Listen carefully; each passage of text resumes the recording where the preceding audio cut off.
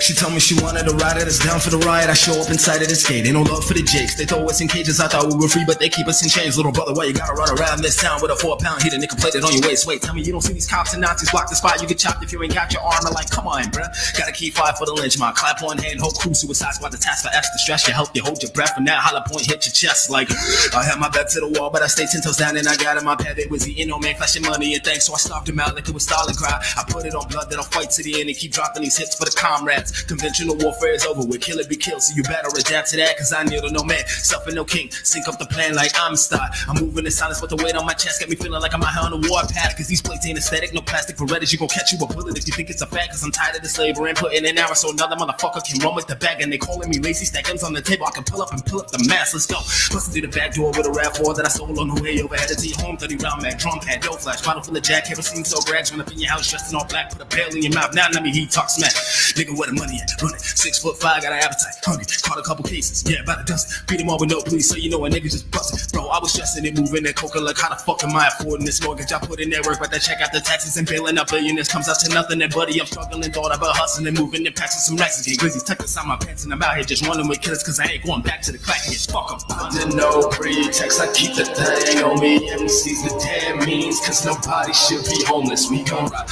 we gon' fight, revolution what we wanted, and we ain't gon' stop the pressure till we take back what they owe us. I'm like under no pretext, I keep that thing on me, and we seize the damn means, cause nobody should be homeless, we gon' rock, we gon' fight, revolution what we wanted, and we ain't gon' stop the pressure till we take back what they owe us.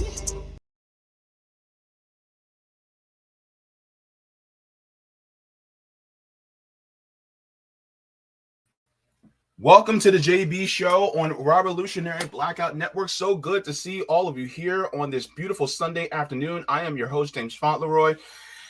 Well, yep, we had to start off with a song like that. That is what that was from Riley X.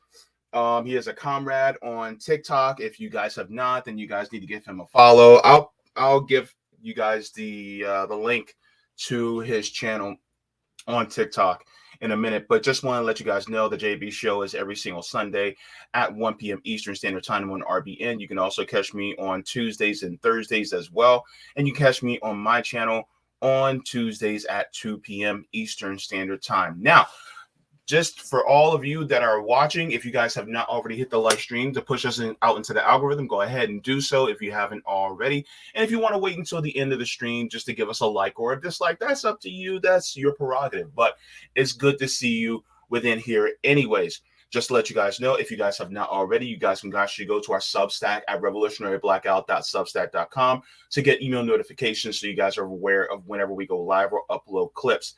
As well as, if you guys would like to, you guys can also contribute to the fundraising for our graphics designer, Erin. She does an amazing job with our graphics.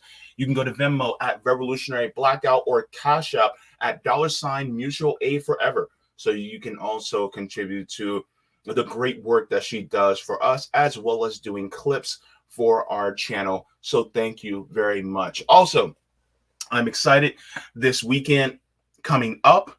On the 19th, I will be doing a meet and greet for the Orlando chapter for Revolutionary Blackout Network. So this will be exciting. If you would like to, just let me know, and I can put the link inside the chat for you guys if you guys would like to try to see about, joining the chapter so that we can do some community work here in the Central Florida and Orlando area if you guys would like to as well. Now, as usual, I want to say hello to everybody that's inside the chat, saying my what's ups, salutations, and greetings. First, we got Serena Sawyer coming in saying, greetings, comrades, back in Texas. Smoke some for you, JB. Oh, you're so sweet. Finally catching up on the news. The situation in Hawaii is sickening. Saw on TV that Biden's giving more money to Ukraine and not Hawaii. That is true. And Marine Luzon says, I gave up on RFK when I heard him on Jimmy Dore. I felt disgusted. A lot of people did. Mastermind Hour coming in saying, it looks like JB is getting that Jimmy Dore work ethic. What? Oh, my goodness. I got my own work ethic, PB. All right. Michael says, LOL. Good to see you. All right. Anne Marie says, hi, everyone. Casey coming in with the Solidarity Fist and Fire. Good to see you. Old Man Barker coming in saying, hey, buddies, good to see you. Old Man Barker also in the chat. We have the Jam Mom coming in saying, you are alive, but I didn't say you were live. You are alive, but I didn't say you were alive. Interesting. Good to see you. Sean coming in saying, love CJ with the cat in the graphic. CJ and Rome are especially the big cat lovers of the group. They love cats the most.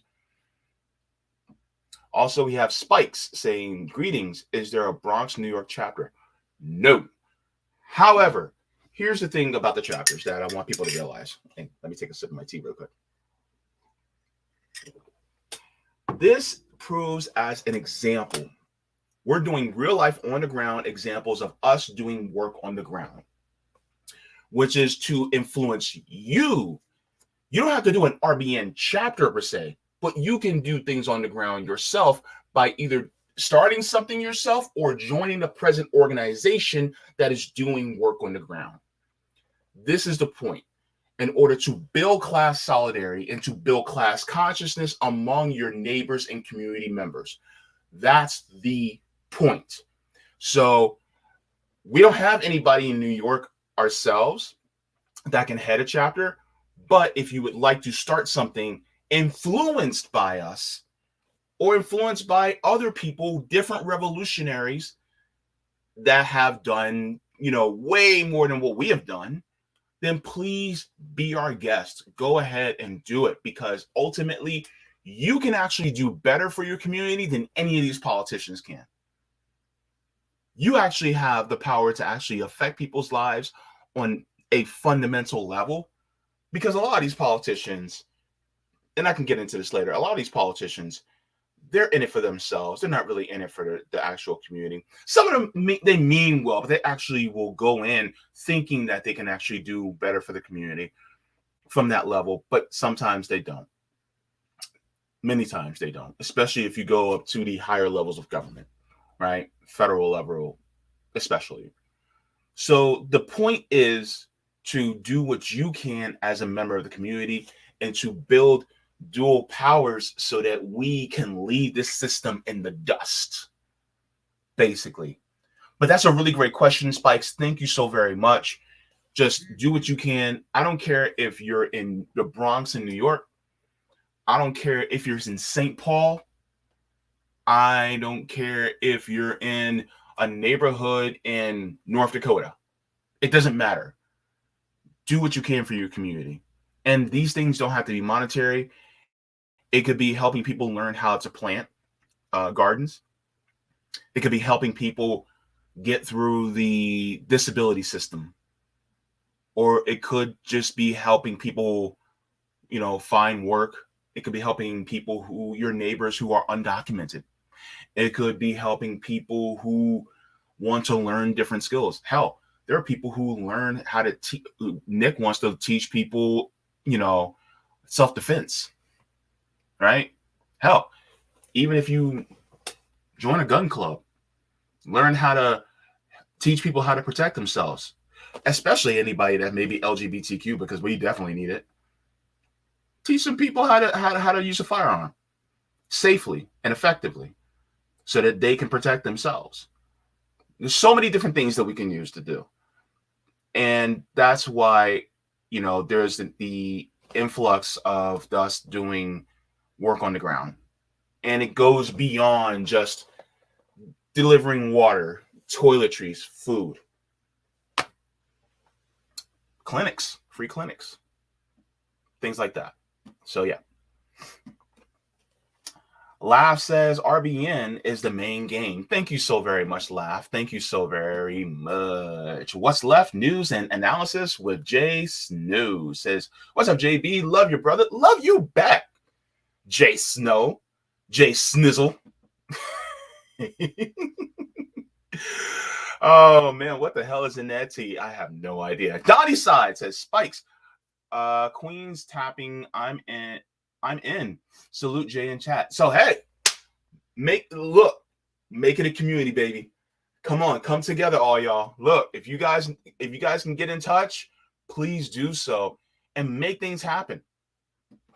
We have Born Eternal Lord Allah says, peace and longevity to all. Peace and longevity to you as well. I'm not Muslim, but peace of Allah to you.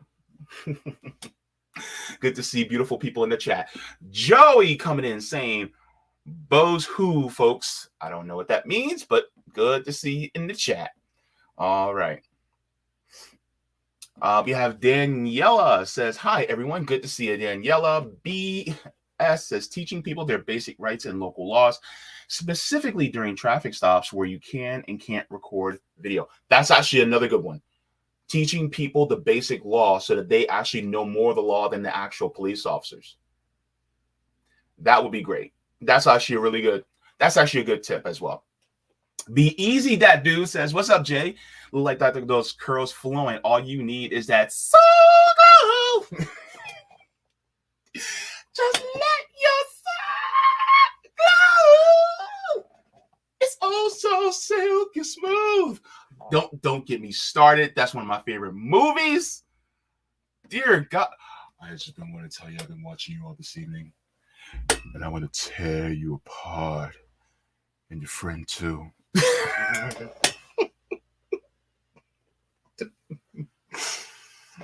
This dude, y'all don't get me. Goodness, my goodness. What the hell is in this tea? I don't know. Anyway, Terry Connolly coming in saying hello. Good to see you. Sean Miller. Did I say hello to you? Anyway, you get a double hello. Good to see you, just in case. Who was up in the Rock Fan? A few people in the Rock Fan. They're a little shy. They ain't saying nothing yet, but they'll come through. Anyway, so what are we going to be talking about today? I want to get into this because there's a couple of stories that I got. Maui on fire. This is the biggest news that has been happening, nationally, as far as what has been going on in the state of Hawaii. So we're going to be talking about Maui on fire. There are some things that I noticed that are a little bit suspicious. I got to talk about. I'm starting to sound like Nico House for a second. Little bit suspicious. I need to talk about. And then RFK Jr. backtracks. That's why I said qualified stupidity. Because not saying that he is, but the move that he did, in my opinion, is stupidity. So, Maui. First off, my love, solidarity, and well wishes go out to all the people in Maui and Hawaii, particularly in the town of Lahaina. So there was a wildfire that happened recently in the town of Lahaina in Maui, Hawaii, and it has absolutely devastated that town. And so I want to get to the story exactly of what happened.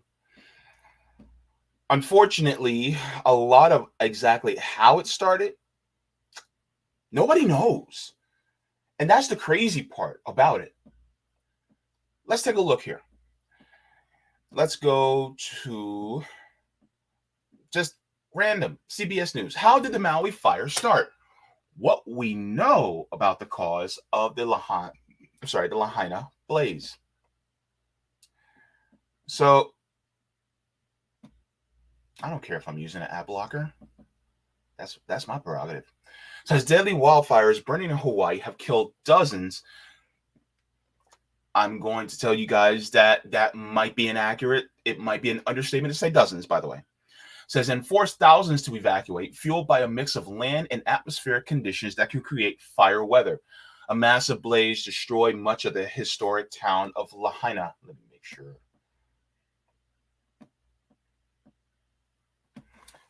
Lahaina on Maui. The U.S. Coast Guard said crews rescued 17 people who jumped into the Lahaina harbor in an effort to escape the flames. On Front Street, a popular tourist destination, business owner Alan Dicker described seeing the buildings on both sides of the street engulfed in flames. There were no fire trucks at that point. I think the fire department was overwhelmed. That's what he told to the CBS affiliate. Speaking later to CBS, Patrick Trophy said Maui can't handle this. A lot of people just lost their jobs because a lot of businesses burned. A lot of people lost their homes. This is going to be devastating for Maui. What caused the Maui fire? Much of Hawaii was under a red flag warning for fire risk when the wildfires broke out, but the exact cause of the blaze is still unknown. Quote, we don't know exactly what actually ignited the fires, but we are made aware in advance by the National Weather Service that we were in a red flag situation. So that's dry conditions for a long time. So the fuel, the trees, and everything was dry. That was from Major General Kenneth Hara. So he's from the Hawaii National Guard, says that along with the low humidity and high winds, set the conditions for the wildfire. Says the winds were just getting out of control. Power lines were down everywhere. We just decided it was not safe to stay around for the day. So, by the way, just to let you guys know, there was a hurricane, Category 4 hurricane. It was Hurricane Dora. I'm sorry. Yeah. So, it says hurricane classified as Category 4 by the Central Pacific Hurricane Center, contributed to heavy wind gusts above 60 miles per hour that tore through Maui, knocking out power lines and damaging homes.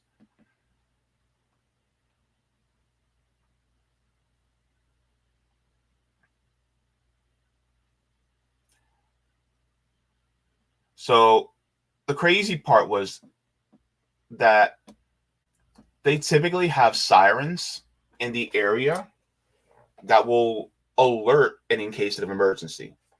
For instance, when like a tidal wave or something like that was going to happen, if it ever happens, there are these loudspeakers, sirens that go off on the island. And remember, I don't know if anybody remember this, but there was this huge alert, this emergency alert, that there was supposed to be some type of nuclear bomb, nuclear missile headed to not Maui, but the island of Hawaii. And people were freaking out because there was some miscommunication, and it sparked this alert system, and everybody was basically like freaking out. I even remember Jim Carrey saying that he was on the island at the time, and he had just come to grips where he thought he was going to die, and it was a false alarm that some nuclear missile was going to hit the island. Was it a nuclear missile or was it? I can't remember. It was either a nuclear missile. Yeah, I think it was a nuclear missile, something like that.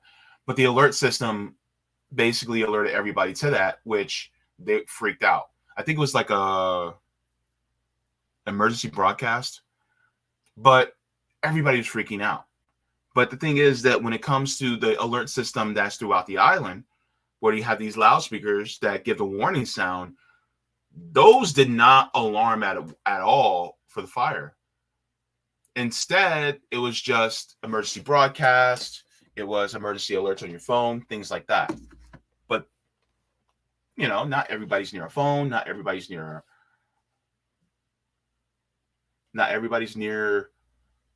a TV. So it wasn't never really broadcast to everybody who doesn't have that alert system. So that's one of the weird parts about it. But in order to really show the magnitude of this, because it's bad, guys, it's bad. So let me share. I'm going to share this first, so you guys get the magnitude of how bad it really was. So let me share my screen really quick. So this is raw footage of the aftermath of what happened to Lahaina. Here's a video I took yesterday on Friday, August 11th, 2023, walking towards downtown Lahaina, Front Street, the main Front Street. I was too exhausted at the time to speak and do a voiceover live, and I could not live stream. So I'm just going to talk over this a little bit, and you guys can watch a 5-minute video of pretty much just raw footage walking down the street and what it's like right now.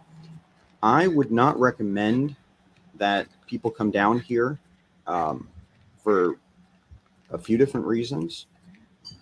There is definitely still a pretty strong smell in the air. The workers that I've seen who are trying to sift through the rubble and presumably looking for bodies and that type of thing. I mean, they have pretty serious masks on. And aside from that, you know, there have been reports of looting and civil unrest. I mean, I saw, you know, a few kind of rough looking people when I was down here, but I mean, nothing happened. But it might be a good idea to stay out of here for the time being. And you can see over there, you know, there was multi-million-dollar beachfront houses were lost. You know, I mean, I know every house on Maui nowadays is almost every house is going to be over $1 million, but there were houses that were probably, you know, 10 million that were lost beachside here. And my point of mentioning that is really just I've heard a lot of people speaking about the fact that a lot of the more low income neighborhoods were impacted by this, but really everybody was. There were certainly affluent people on the beach that lost everything as well. And there are many businesses, I mean, steel structures, the outlet mall. I mean, pretty much nobody that was in the path of this fire escaped unscathed. And, you know, there's a lot of things that are going to have to be rebuilt. It's going to take years. And looking at, I think, footage of this and footage before this happened, and then footage 10 years from now to see what becomes of this place is going to be interesting. So that's the extent of the damage. It's massive as far as that town is destroyed. It is just completely and utterly destroyed. And there is a lot of information that came out from people who are locally on the ground. So I'm going to share this as well. This is the eyewitness account of a gentleman that spoke about like how it was. And I also have video of the actual fire that actually happened too. So we're going to get into that as well, just to show the extent of how bad it was. So this is from an eyewitness account, and he explains exactly what happened. It was a firestorm. I know what. There was tornadoes of ash the size of charcoal from a barbecue, like being thrown by baseball players. I'm ducking behind walls. I had to kick in the door at Bubba Gump's to get out of it because I was getting pounded. And then Bubba Gump started on fire, and I'm running down Front Street, and the wall, there's like 80 people, and the ocean was on fire. Firefighter told me because the first layer of ash causes the seal. And then the next layer of ash was all the embers. So the tide line was on fire, and I had to jump through the water and come up through the fire. And 80 people, they were on the wall. Everybody started jumping in. Coast Guard was out there grabbing people, and I was like, no, I'm good. I was born in the water. I'm a Kai. And they're grabbing people, and I swam. I knew my phone was only good for like 15 seconds being submerged, then swam for like a half mile north. It was like nothing you've ever seen. This was bad that the people in their cars that were dead and from asphyxiation and the fire blew out the car, and you just saw the numbers of the dead are so wrong. People.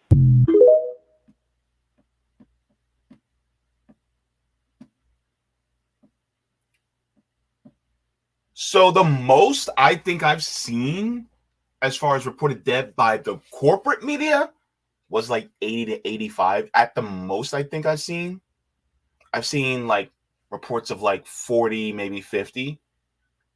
People are saying they are so wrong, way off in the death toll. Way off. Let's continue this, because there's a lot of things that are there's a few suspicious things that are happening that make me go, what in the world is actually going on down there? Now, I'm not a person that is really deep into conspiracy theories. I kind of used to be, but not as much. But I want to,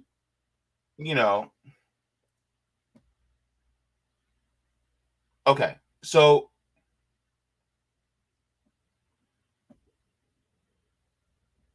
let me get into this, because I wanted to share with you guys the actual footage of what was going on during the fire, and then some facts that are just awkward to me. So this is from Brian Krinzenstein. It says the video below shows people are jumping into the water to escape the fires, all as a hurricane passes by. The death toll from the fires now exceeds 80 people, right? That's what I just said. New fires have started in the area as rescue crews search for missing people. Officials estimate that there are over 1,000 people missing from the Maui area. Secretary of Defense Austin has pledged resources to help. Roads are now open so that residents of West Maui can get into Kaului to get supplies. The FEMA administrator has arrived, and a Hawaii governor said that all fatalities so far from the Lahaina fire have been people who were out on the streets or out in the open as people tried to escape the fire. So, very short video, but it's basically showing people that are just jumping into the ocean to save themselves.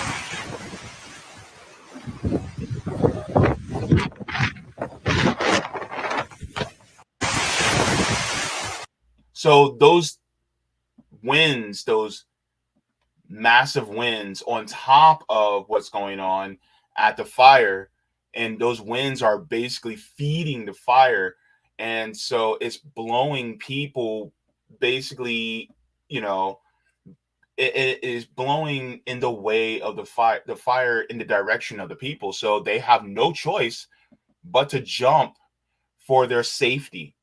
And I'm gonna be honest with you, TikTok has been wonderful in this aspect, because they have basically been showing real raw footage of what's been going on. So let me share this as well. It says families survived wildfire by hiding in the ocean for 5 hours. So let's go. You're gonna be okay, Milo. Milo, your mask is dirty. It's better. Holy.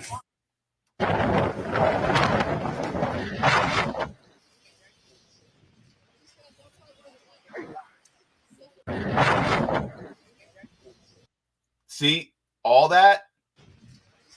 That's what they're dealing with.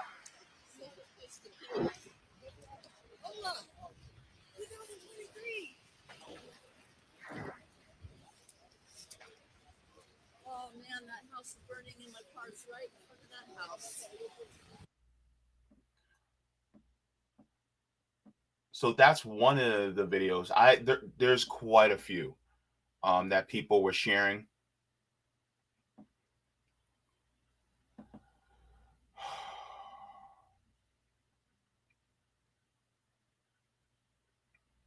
And here is some more of the aftermath as well.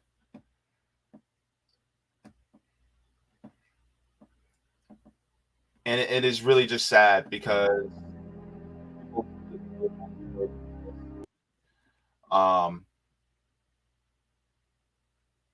and it looks like a bomb went off. I'll be honest with you. That's what it looks like. And there's a lot of people who actually have speculations of something more nefarious. I don't know, right? I'm not sure. And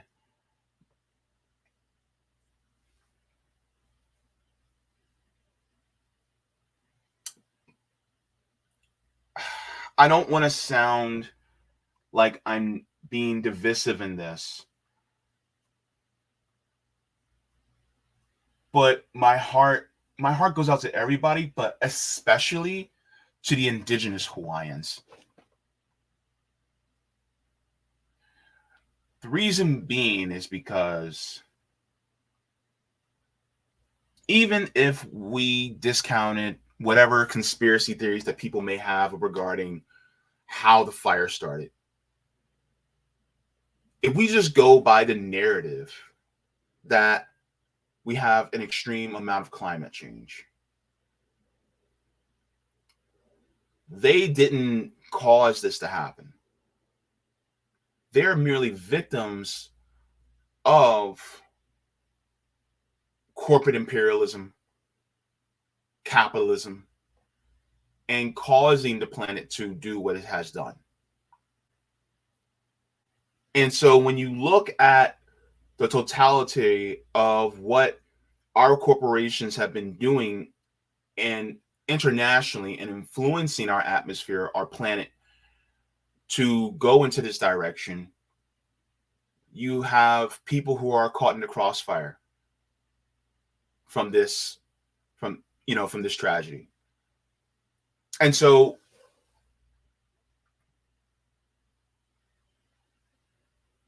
being caught by colonialism, imperialism, and their environment being devastated, it's like, just like the Haitian people, the Hawaiian people can't catch a break, right? Just like the people in Puerto Rico can't catch a break. The people in Cuba, they try to give themselves a break, but the United States keeps doing what it does. The people, a lot of people didn't talk about what's going on in West Africa, same thing. Indigenous people in various different lands can't catch a break because of colonialism, imperialism, and environmental racism, and all these other different things.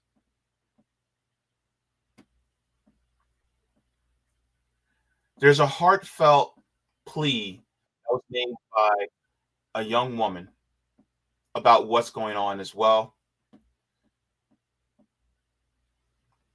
I don't even have enough time to show all these clips, but this is one of the biggest ones that I said I need to play this because it really shows the impact of what these wildfire. I even have to put this in air quotes, wildfires, because I don't know if it's actually a wildfire or it was actually caused by something else. But I also have to purse my words very carefully because I'm on YouTube. But here's the young lady. She's talking about what happened in Lahaina. If you don't know what's going on in Maui, we are just being completely devastated right now. The last 4 days, I've been non-stop just working around the clock, trying to get supplies for people, trying to get the supplies to the people, working at the shelters. It's just, I'm safe and my family is safe and my dogs are safe. Last night they said the death toll is 80. That's It's not correct. They're not reporting it correctly. I don't know why they're not reporting it correctly. There's hundreds, if like at least 600, if not thousands of people who are dead.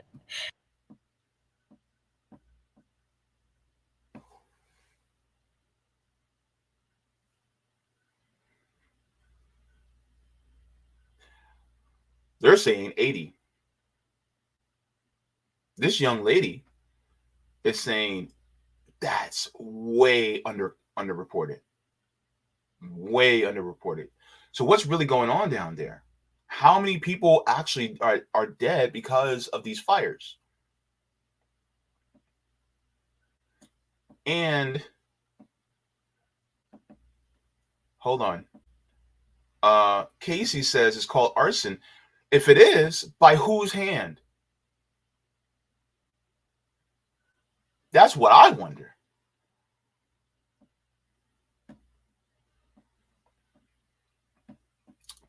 Let's continue. She has more to say.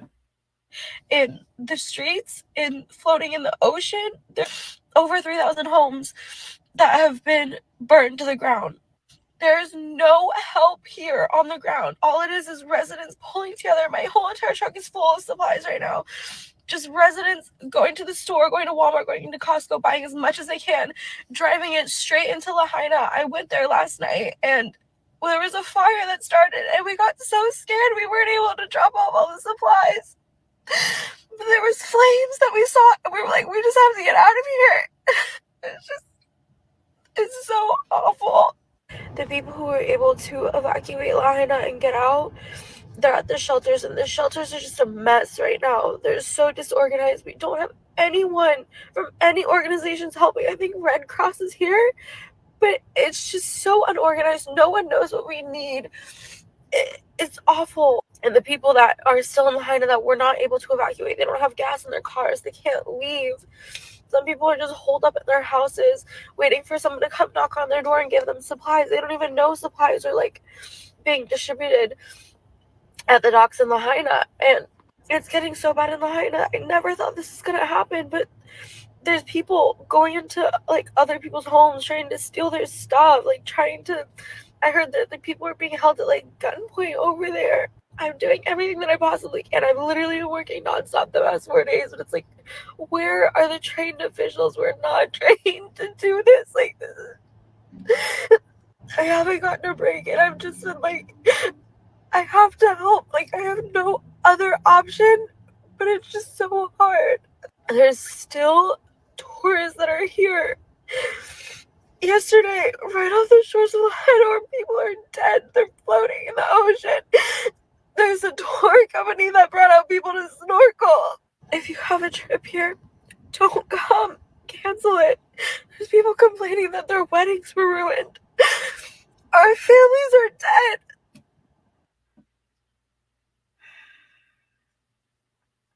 I'm gonna keep my words to myself on this one. If you've ever visited here, if you love any of the islands, please donate. Please, like, no news is showing how bad it really is. It's really, really bad. If you've had money to vacation here, you have $5 to send. Don't get Starbucks. Send $5. I'm taking donations on my Venmo, but if you don't want to do that, you can donate to any of the verified fundraisers, but make sure it's verified. Please spread awareness of this. Like, no one is talking about this outside of the island. Write to your Congress, your representatives. The president yesterday just asked for $13 million to aid in Ukraine, and he hasn't helped us at all. And that's one of the biggest points that I wanted to bring out.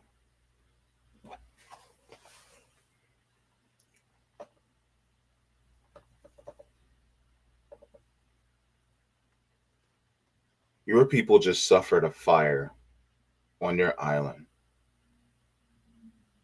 and yet you want to send them billions of dollars to basically Nazis in Ukraine, and not even looking for a peace deal. But yet, you have people who suffered this fire and are dying. Now, he declared an emergency, which frees federal aid to go to Hawaii. But even still, our priorities are out of whack. It feels like.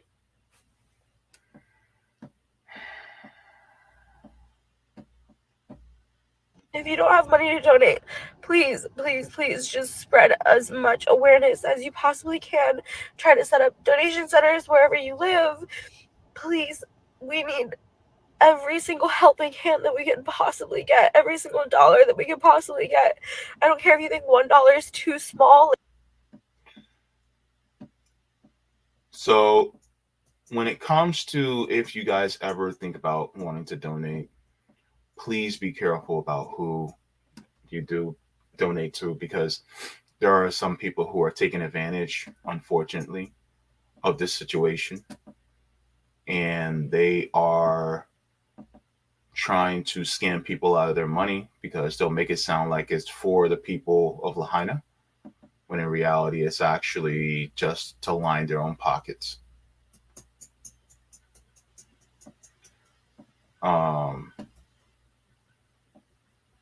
And if people really want to know the extent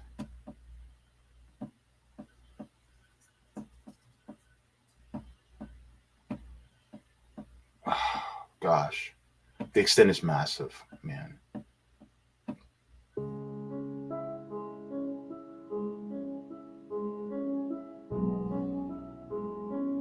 That's the extent of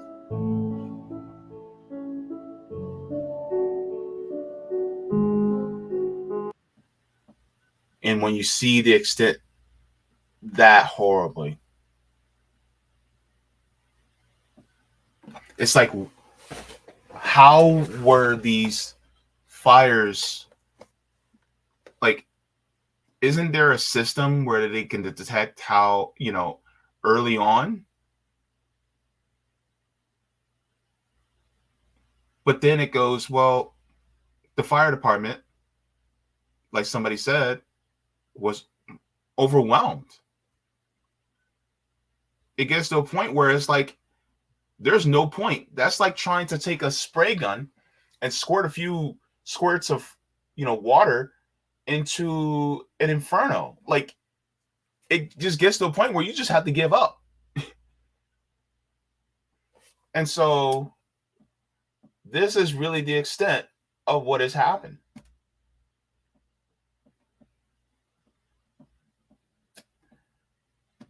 Now, there are a few people that are saying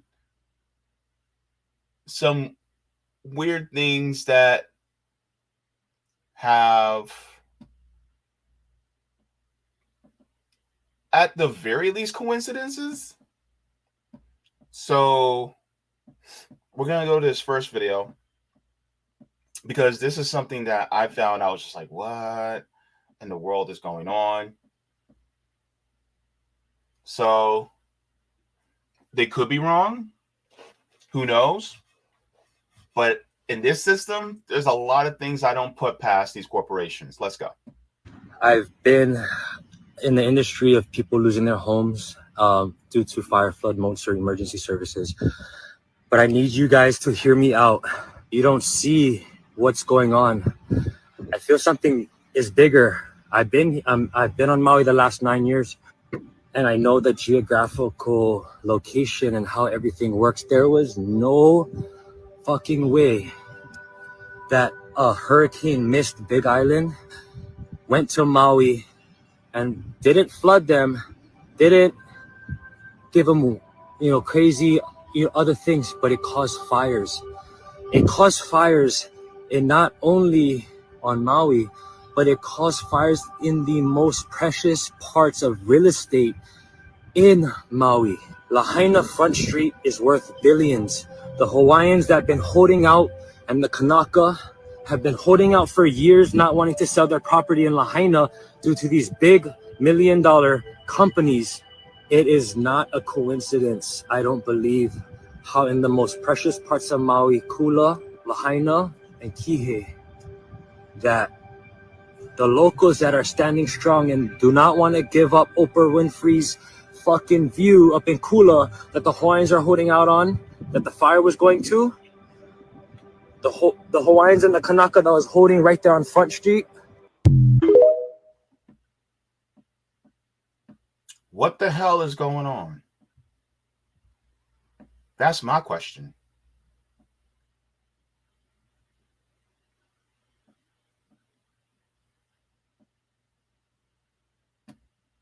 Hindsight, they were just trying to gentrify Maui. I said it.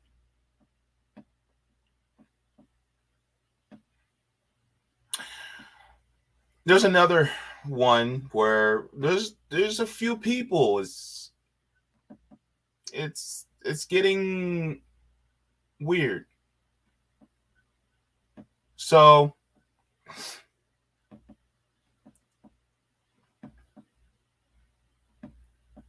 let's also go to this person as well. I'm not too familiar with Matt Kim. I think he might be conservative. I'm not exactly sure, but some interesting points that were brought out. What's going on in Maui? There is a lot to unpack, so try to keep up. Several wildfires have broken out on the island of Maui, creating mass devastation and destruction, most notably the town of Lahaina. This is not the people's fault, and our hearts go out to those affected. Why is Lahaina significant? It was once the capital of the Kingdom of Hawaii, prior to the forced U.S. annexation and the eventual move to Honolulu. Lahaina is filled with native property and business owners that have dug their heels in and have refused to sell their properties to conglomerates such as BlackRock, Vanguard, and Oprah. Unglobalized prime oceanfront property still owned and managed by the natives. So what caused this destruction? Short answer, no one knows. All government agencies, local and federal, have vehemently stated that it is unknown. However, there are two competing theories online. One, environmental, the perfect combination of a major hurricane 200 miles off the southern shore of Maui, combined with northern pressure to create massive dryness and winds. Or two, diabolical, something the conspiracy theorists call a DEW, direct energy weapon. What? I had the same response, so I started Googling. The first article that pops up when you Google Maui DEW is from Newsweek. It starts like this. The devastating wildfires in Hawaii have brought a new conspiracy theory from climate change deniers. Okay. So the thing is that I don't, the whole DEW thing, I don't know. There could be a possibility. Maybe, maybe not. But my thing, though, is ultimately it's about corporations. I don't necessarily put certain things past. I don't put things past the corporations. But are they really that smart?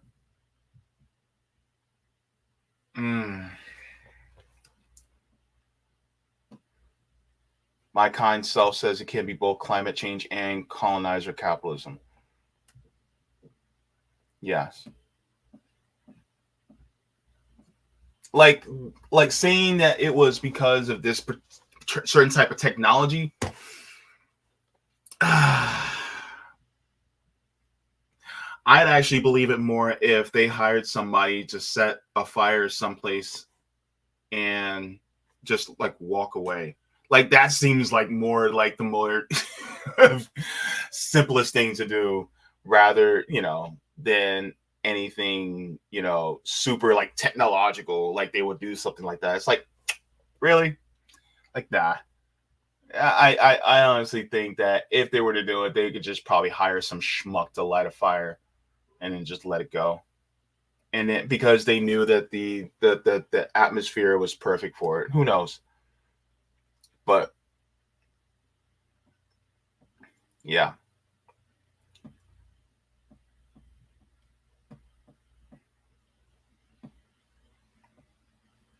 but I don't put it past them. At a low interest rate. Your super valuable property that is skyrocketing in value, you can now get a new mortgage courtesy of Uncle Sam.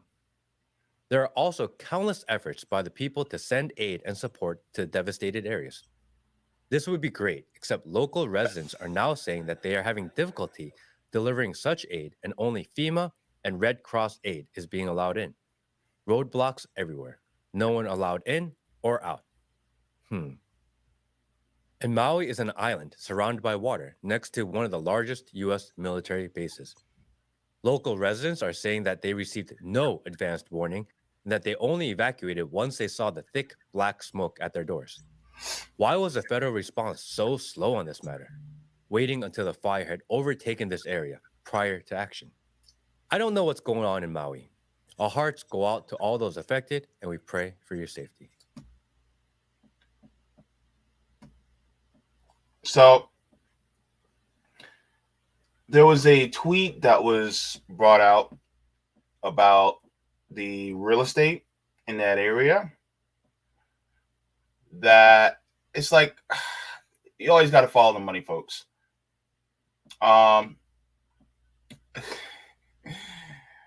Let me share this really quick first by Cynthia McKinney. I told Miss Cynthia that I'd be sharing this on the show. So this is from Cynthia McKinney. This is a picture. It says, Maui celebrity residents quiet as town is torched by fires. So this is where Lahaina is. Mick Fleetwood's home. Owen Wilson's home. Oprah's land that was also on fire. Grand Wela. Jeff Bezos' $78 million home. Steven Tyler's house. Four Seasons Wela. Clint Eastwood's home. And then Larry Ellison owns 98% of Lanai. So that's interesting how they own all that land there. But also there was something that was shown by this person named Fletch. That's Fletch 17. They said, did anyone check who owns land in Hawaii? Yep, BlackRock and the U.S. government. Who stands to profit from this fire? Yep, BlackRock and the U.S. government. It's not an accident, folks. And don't look into the submarine tourist trips and tunnels either. And they share this screenshot of who owns Maui. It says after the state of Hawaii, who owns over 154,000 acres on Maui. Alexander and Baldwin is the second largest landowner at over 65,000 acres, and the U.S. government is the third largest landowner at over 33,000 acres. And then this shows Alexander and Baldwin Inc. This is from the New York Stock Exchange. But look who's part of the top institutional holders. BlackRock, Vanguard, State Street. Second largest landowner in Hawaii. So I was like, let me take a look at this myself. I was like, you can't always take, what they say, because it could be wrong. It could be false.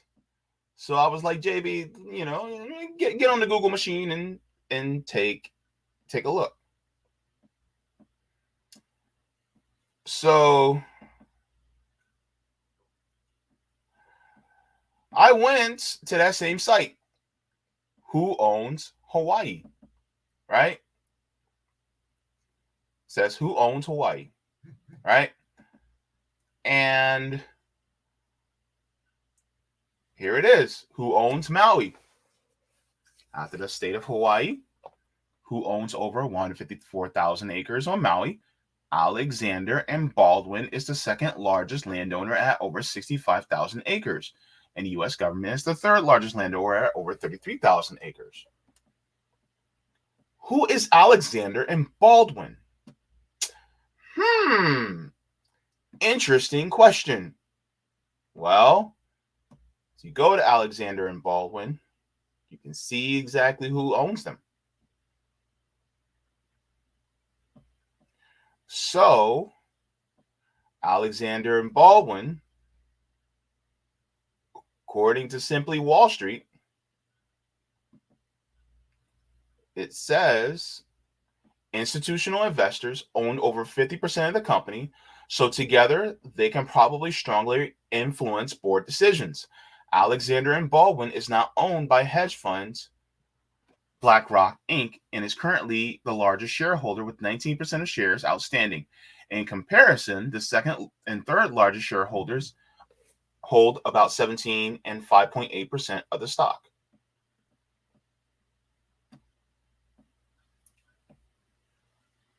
There it is, BlackRock again. I find it quite interesting. So let's go straight to NASDAQ. I was like, all right, well, let's go to NASDAQ. Let's see what they say. Here it is, NASDAQ.com. Alex Institutional Holdings. All right. So, institutional holdings, boom, BlackRock, Vanguard, State Street, right there in 4K.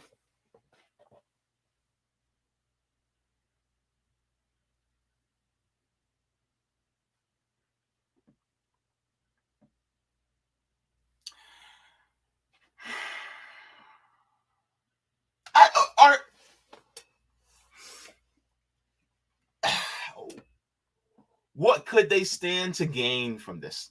Like a lot of my, a lot of people who are teaching me, like in Midwestern Marx, one of the biggest questions they always ask from a Marxist viewpoint is who benefits? Because it was a lot of small businesses and homeowners, particularly a lot of people who are homeowners or landowners that were indigenous Hawaiians that said they did not want to sell, businesses that said they did not want to sell. And yet this fire happens. They said earlier this year, they're not budging.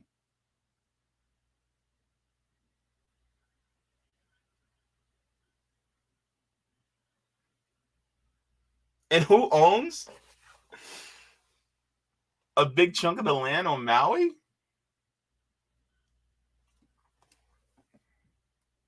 I don't know, man. This is just looking crazy to me.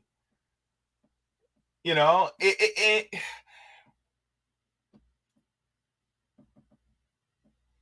I crazy? Like, please let me know in the chat.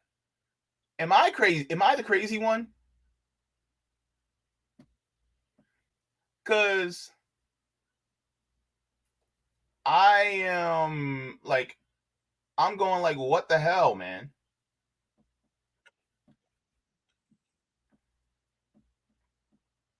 Because it's all looking pretty suspicious. Hi everyone, my name is Kate. I'm from Maui, specifically Lahaina. My family and I live up Lahaina Luna. We were evacuated during the fire. We're currently displaced. We are sleeping on the floors of the most amazing family members.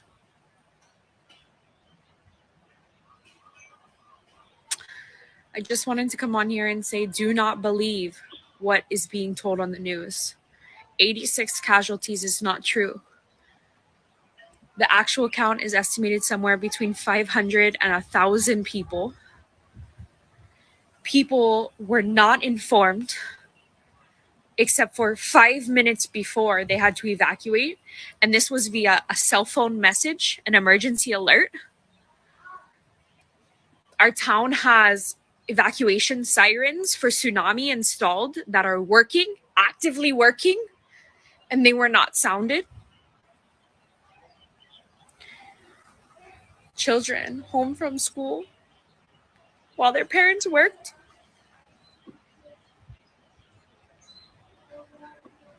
Our kapuna who only have access to landlines.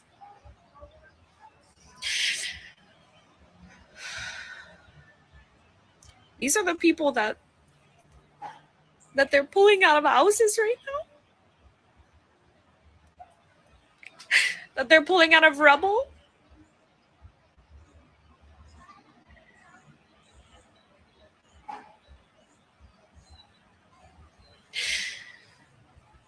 Our whole town is gone. Our families are forever changed.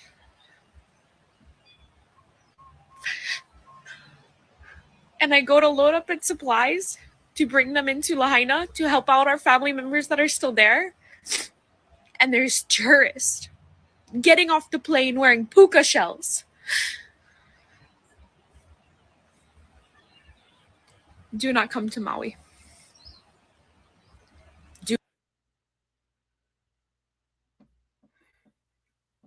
It continues.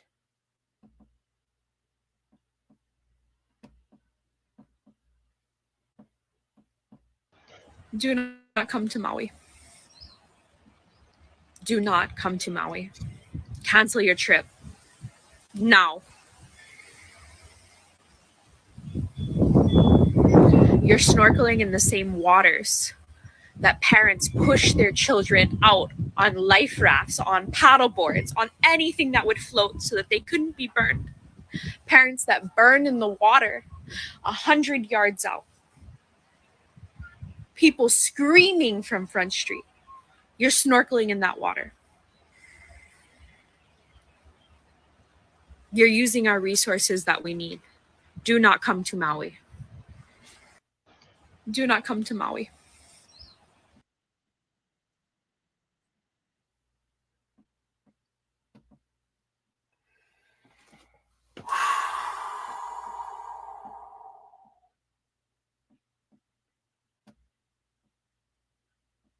And yet you have some people complaining, oh, my trip is ruined. I don't give a shit if your trip is ruined. Your heart should be going out to the people and asking the question, how can I help?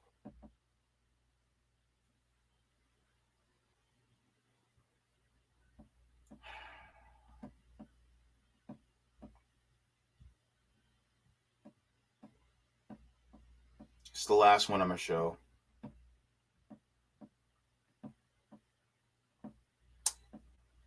Oh, boy. Let it rip. So today we're going to talk about some updates on the Hawaiian fire situation. Now, I want you to look at this guy's page, go to his Instagram and follow him. He's talking about how people are trying to bring in supplies such as water, food, and gas, and they are being turned away. The military is turning away people from helping, and he was talking about this on his page. Now, if we take it a step further, the governor was asked, why didn't the system go off when the fires were happening?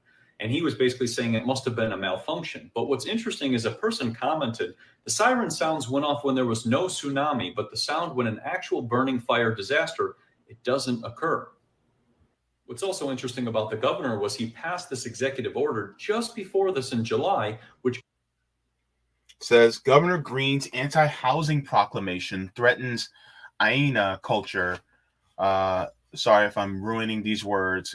Kama Aina and the future of Kiki. It says Governor Green last month finally unveiled his long hinted at emergency proclamation on housing, and Sierra Club attorney David Kimo Frankel perhaps sums it up best. It's unconstitutional, it's anti-Hawaiian, it's anti-environment, and it's anti-democratic. Could take away the land from the people based on if they need to rezone.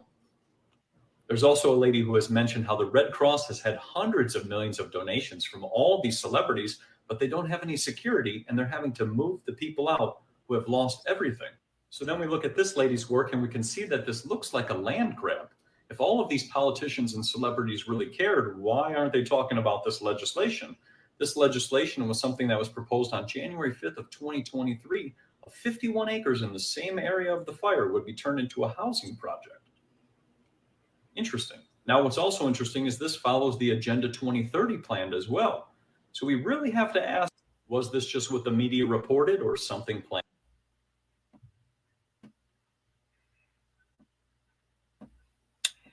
This is why independent media is so important. This is why we got to pay attention to independent media as much as possible, because the corporate media, while we can glean some things from them, ultimately they're always going to go the slant or the narrative of the corporations, the corporate power, because they are employed by the corporate power. So this is why it's so important to support independent media and share. It doesn't have to be just, us at RBN. You can, places like Black Agenda Report, Gray Zone, Left Lens, Indie News Network, Hard Lens Media, Do Dissidents, do whatever you can to support independent media, because the thing is that a lot of times these things are being either underreported or misreported for the slant of the corporate media. Thank you so much to Tackwish for the generous super chat. It says, we as Indian people, islanders, and American citizens do not own the land. Liars and pretenders, oligarchs have raped us and our lands for centuries. Companies have waged this war against nature for centuries, and racism against my people continues. And this is a great fact that needs to be spoken about over and over and over, because the indigenous Hawaiian people have been telling all of us, stay away, stay out. Because the thing is that Hawaii basically is, the kingdom of Hawaii was taken away by colonization. And now they're just trying to make it into some prime real estate to make more money off of. Hawaii is beautiful. But just because it's beautiful doesn't mean it belongs to you. It belongs to the people that have been on there for thousands of years. That's their land. And the question is, what's the difference between Israeli illegal occupation and stealing it from the Palestinians and what the United States has done to the Native Hawaiians? What's the difference?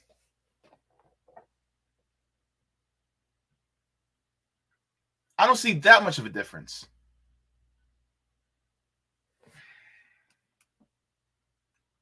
So thank you very much for that super chat. Welcome. I haven't seen you here before, but welcome to RBN. Nice to have you. Solidarity with you and the native peoples of Turtle Island, whose land that we are on. Thank you so much.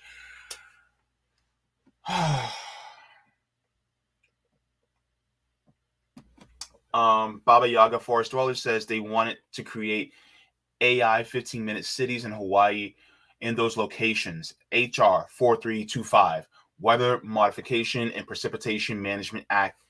And hear this. Cloudy Skies Now says, weep for the rich white people, y'all. The thing is that I am not necessarily I'm not weeping for them. I'm weeping for the indigenous Hawaiians and the poor people in that area. Because they, if you're rich and you lose your house in that area, you can come back to the mainland and then you can, have something.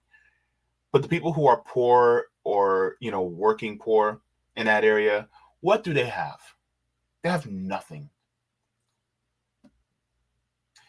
Mad Crab, good to see you, Mad Crab, says, looks like everyone knows this wasn't caused by climate change. There's a lot of people that are saying that they don't think it's climate change that actually caused this. While climate change is real. Oh, it's damn sure real. And I think it may have exacerbated this problem. I don't know, man. Something just seems off. Matthew says eminent domain keys them legally taking any property. If this is an attack, it is to punish, not take property necessarily. Thank you so very much. Thank you so much for the super sticker from Oz. Thank you so very much. Daniela, thank you so much for the super sticker as well. This is a story that I don't see too many people talking about. And so this is an ongoing story. And let me see. Deneen asked, were any celebrity homes destroyed? I'm pretty sure there were some celebrity homes. Nobody that's like an oligarch level that their home got destroyed. But the interesting part about all this, though, oh man, there's so many videos. Like there's one where people are actually riding through the fire. But I showed a picture earlier from Cynthia McKinney about all the people who they own land in the area. I'll show it again just in case, if it'll let me. Okay, I'll do it that way. Miss Deneen, let me share this. So, okay. So it says Maui's celebrity residence quiet as town is torched by fires. So you have Owen Wilson, Oprah Winfrey, Jeff Bezos has a $78 million home, Steven Tyler, Clint Eastwood, Larry Ellison. And so it shows the parts where they're fired, this where these little flames are. So it shows that. Lahaina's right here at the northwest edge, right? So that's where Lahaina is. Oprah has land right in the middle, basically smack dab in the middle of Maui. And you see Larry Ellison owns 98% of Lanai. And so you have a lot of rich people who own land on the island of Maui. I imagine, somebody like Clint Eastwood, he has, I'm not sure if his home got burned, but yeah. So I'm pretty sure, because from the first video I showed, one of the gentlemen said that there was some affluent people who had their homes burned down as well too. But yeah.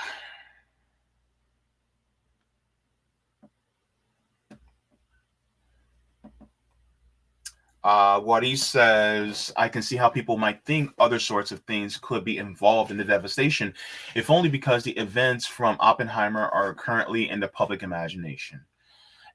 I haven't seen that. Is it a movie? I think it's a movie. I haven't seen it. So it's not really on my mind, but a lot of these things do seem pretty suspect to me. I'm not going to say whether it is or otherwise, but I'm bringing this to you guys because it seems suspicious to me. So I want to see if I'm crazy or not. So yeah. DJ Hyona says the Yona mourned the deaths of indigenous cousins and rich Yoneg relatives, all the same. We're all related. And we grieve all our losses, even the deaths of our enemies upon fields of battle. Oh, man. Yeah. And just shout out to you, DJ Hyona, and to the First Nation people as well. Amelia says Alexander and Baldwin is part of the historic Big Five plantation owners that were instrumental in overthrowing the annexation of Hawaiian Kingdom. If there's a land grab, I hope Kamehameha Schools buys it. Ooh. The overthrowing and annexation of Hawaiian Kingdom. Wow. You know what? I would love either on RBN or on my channel, either or, I don't care, to have Native Hawaiians on. Like, okay, I want to do a series. Thank you so much for this super chat. I'm going to take this down just so that everybody can see me. I want to do a series where I talk to people from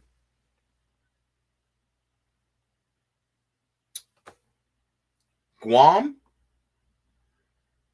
Samoa, particularly American Samoa, Hawaii, Puerto Rico, and the U.S. Virgin Islands. I would love to talk to especially people who are in these areas, who are native to these areas, indigenous to these areas. And I would love to speak to them about not only the historical analysis of what has happened to their land and what they would, and the type of steps that they're trying to take in order for liberation, or how we can help in that liberation. Because my thoughts is none of us are free until we are all free. And I send this out to indigenous peoples. If the Hawaiian people are not free, we're not free. If the Taino people in Puerto Rico are not free, we're not free. If the people, the First Nations on the continents are not free, we're not all free. Same thing with people in Côte d'Ivoire or in, DRC or in South Africa. Or if you want to talk to the people who are the indigenous in places like Australia, none of them are free until we're all free. And I think that this conversation needs to happen so that we all build coalitions together, so that we can push for a better system outside of this. Because it's just, we shouldn't have to do this. Roger Meadow says climate change is a good cover to do this. Okay, I'll see you on Rockman. And then I'll get to my next story in a second. Let me do this.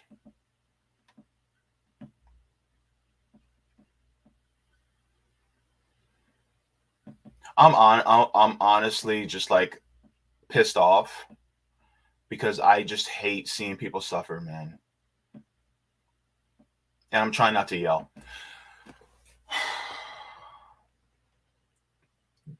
Thank you so much for the chat, Yona, and good to see you, Rory O'Neill, as well.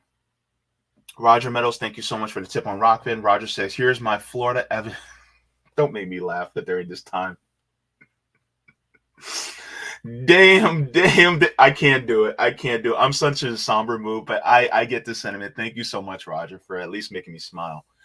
He says, I knew you were coming on and that YouTube wouldn't notify me. So I went to your personal channel. Nothing. I said, okay, so no show today, but forgot to peep RBN. Funny, YouTube notifies me when RBN is about to go live for everyone else but you, Jay. Interesting, Roger.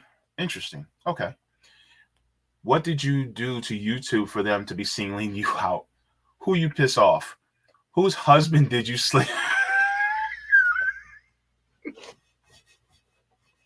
I'm not a home wrecker, Roger. Oh my goodness. Jokes. Okay. He says, okay, what I meant is BlackRock and Vanguard suspect in burning of Hawaii because they want to build something else. This is why we need to have everything state and a citizen initiative, state specifically for amendments. This is why you outlaw private equity like BlackRock and Vanguard from owning housing and land. Next, Roger says, regarding Puerto Rico, on the 54% who voted no on maintaining the status quo, 61.11% chose statehood, 33.34% chose free association, and 5.55% chose independence. DC citizens want statehood, but GOP refuses to budge on it. So we are in a standstill unless we get Maryland to agree to reabsorb DC residential. So give Hawaii back to the people and take Puerto Rico so we can stay at 50 states. Shit's going down. Gene Whitworth says shit's going down, folks. I'm in Burns, Oregon, and the fairly large mom pop supermarket is closing, they say, at the end of the month. So the only supermarket will be Safeway, bummer of major proportions. Okay, thank you so much. But yeah, so my thing is, whatever the people of Puerto Rico want, that's what we do. That's what needs to happen. You know, it's not up to me and my interpretation of what I think it should be. It's the same thing with the First Nation peoples.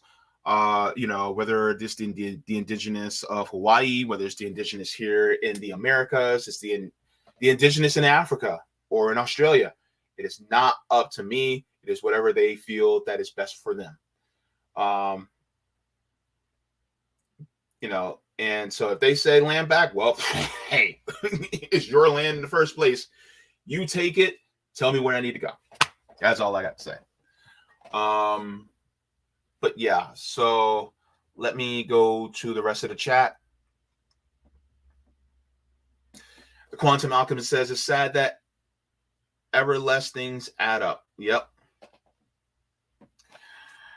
And Marie says, I wonder if they will apply the shock doctrine. Actually, you know what? I need to watch that documentary again. It was a documentary by Naomi Klein. It's called The Shock Doctrine. I need to watch that again because I have a newfound perspective on the way the world works through imperialism and colonialism. I need to watch that again. Thank you for reminding me of that, by the way. Appreciate it. Cloudy Skies Now says U.S. military only stopped bombing Keho Aloe 30 years ago. Edward Shore says the United States has a habit of taking and stealing everyone's land. Oof, yeah. My gosh. Says Joey says the Indigenous Environment Network is a great nonprofit that works with a collective of indigenous communities across the globe. Check out their work. Ooh, thank you so much, Joey. Indigenous Environment Network. Hang on, let me put that in. Indigenous.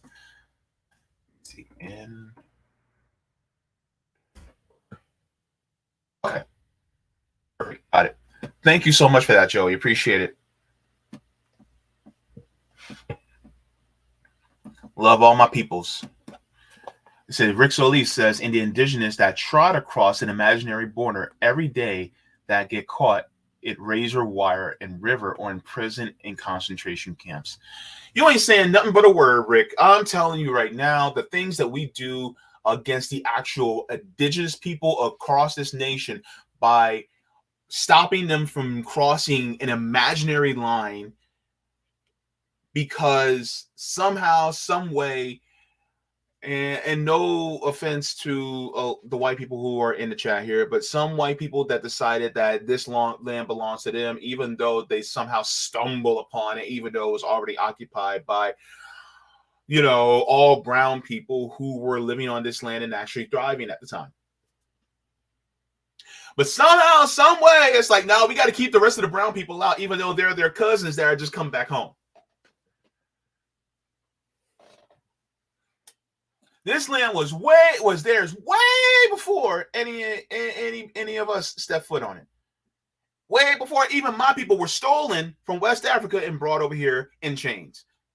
It was theirs. Honestly, if I have anything to say about it, I think our indigenous brothers and sisters need to grab the land back. Just take it back. Take it. Because it's theirs. But Hey, you got my support if you do.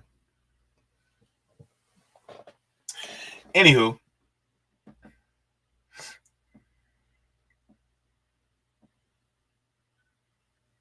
Raphael says, thought Hawaii fire money and Florida hurricane money wrapped into 20 plus billion more for Ukraine by Biden. Yep. Thomas, you think somebody started the fire on purpose? Interesting. It's a possibility, man. I can't put it past them. I just don't trust these corporations, man, as far as I can throw them.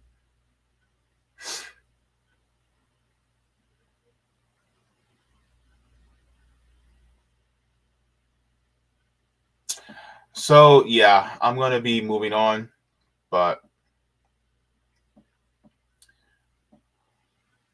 this is hard. Yeah, definitely Quantum Alchemist. This was a hard one. So, yeah, I'm going to keep my eye on this story, and we'll keep you up to date. Please make sure to like the stream. If you haven't liked the stream already, that pushes us out into the algorithm. We are being heavily suppressed, so please make sure to like the stream if you guys have not already.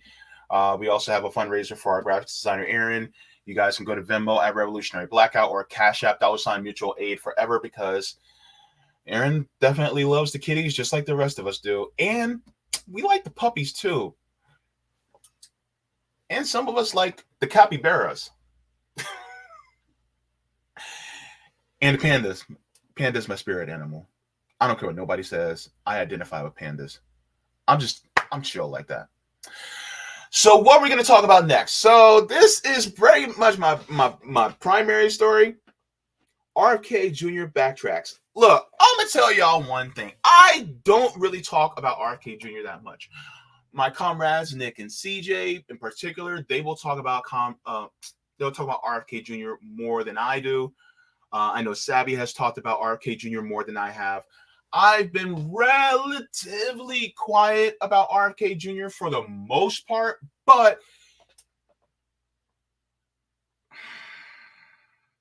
RFK Jr.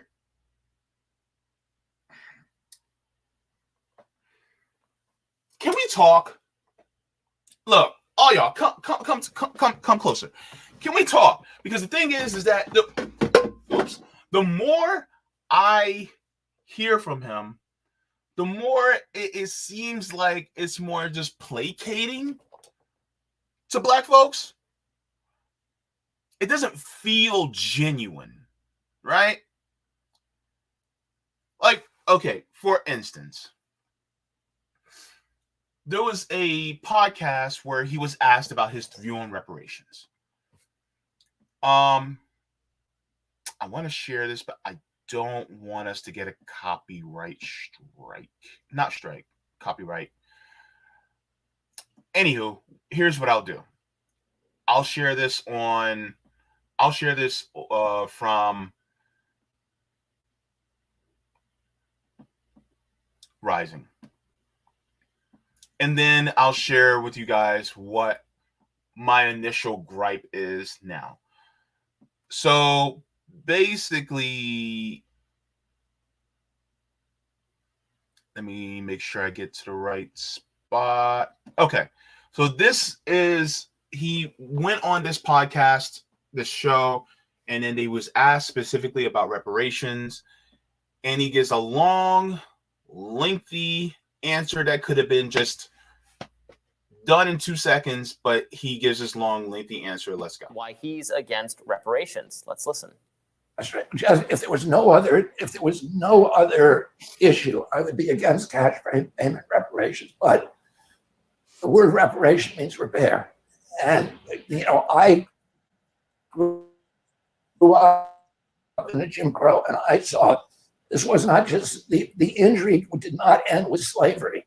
The injury and the deliberate suppression, the institutionalization of poverty in black neighborhoods is systematic, it's systemic, and it continues today in a million different ways.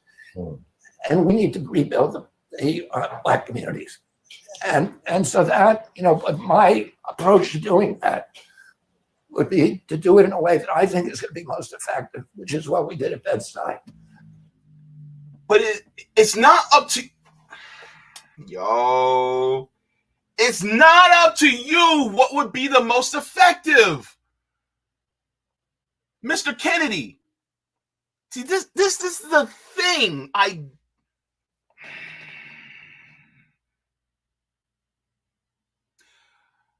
about to pop an A order on this show. I'm telling you.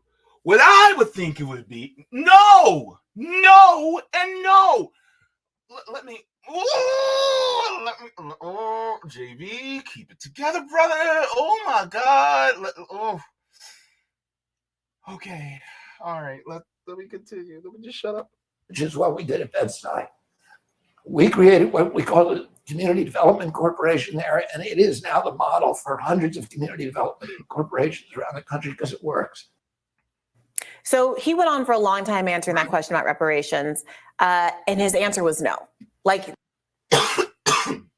sorry, I'm allergic to bullshit. He said he took that long answer. Look, he went around the world just across the street. Like, bruh, you could have just said, yeah, nah, I'm not in for cash reparations. That's all he had to say.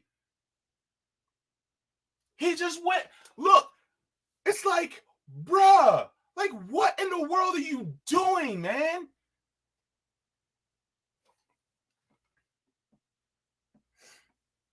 What the hell?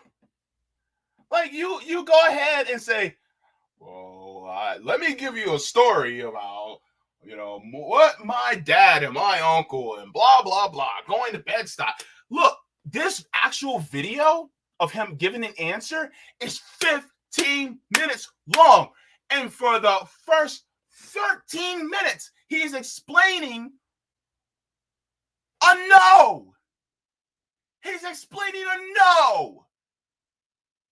How long does it take me to say no? And oh no, okay, 2 seconds. But he said he took a long ass time. Look, yo, this dude just went and said he took this long ass time just to say no. And he's like, and the thing is that some people would attack me and go, well, Jaybe has nuance. And I'm like, of course. But the thing is that in that explanation, he could have started off with saying, yeah, I'm not for cash reparations. I think we just need to build up the Black community. But the thing is that he's trying to do it from a capitalistic perspective. How has that worked out for us?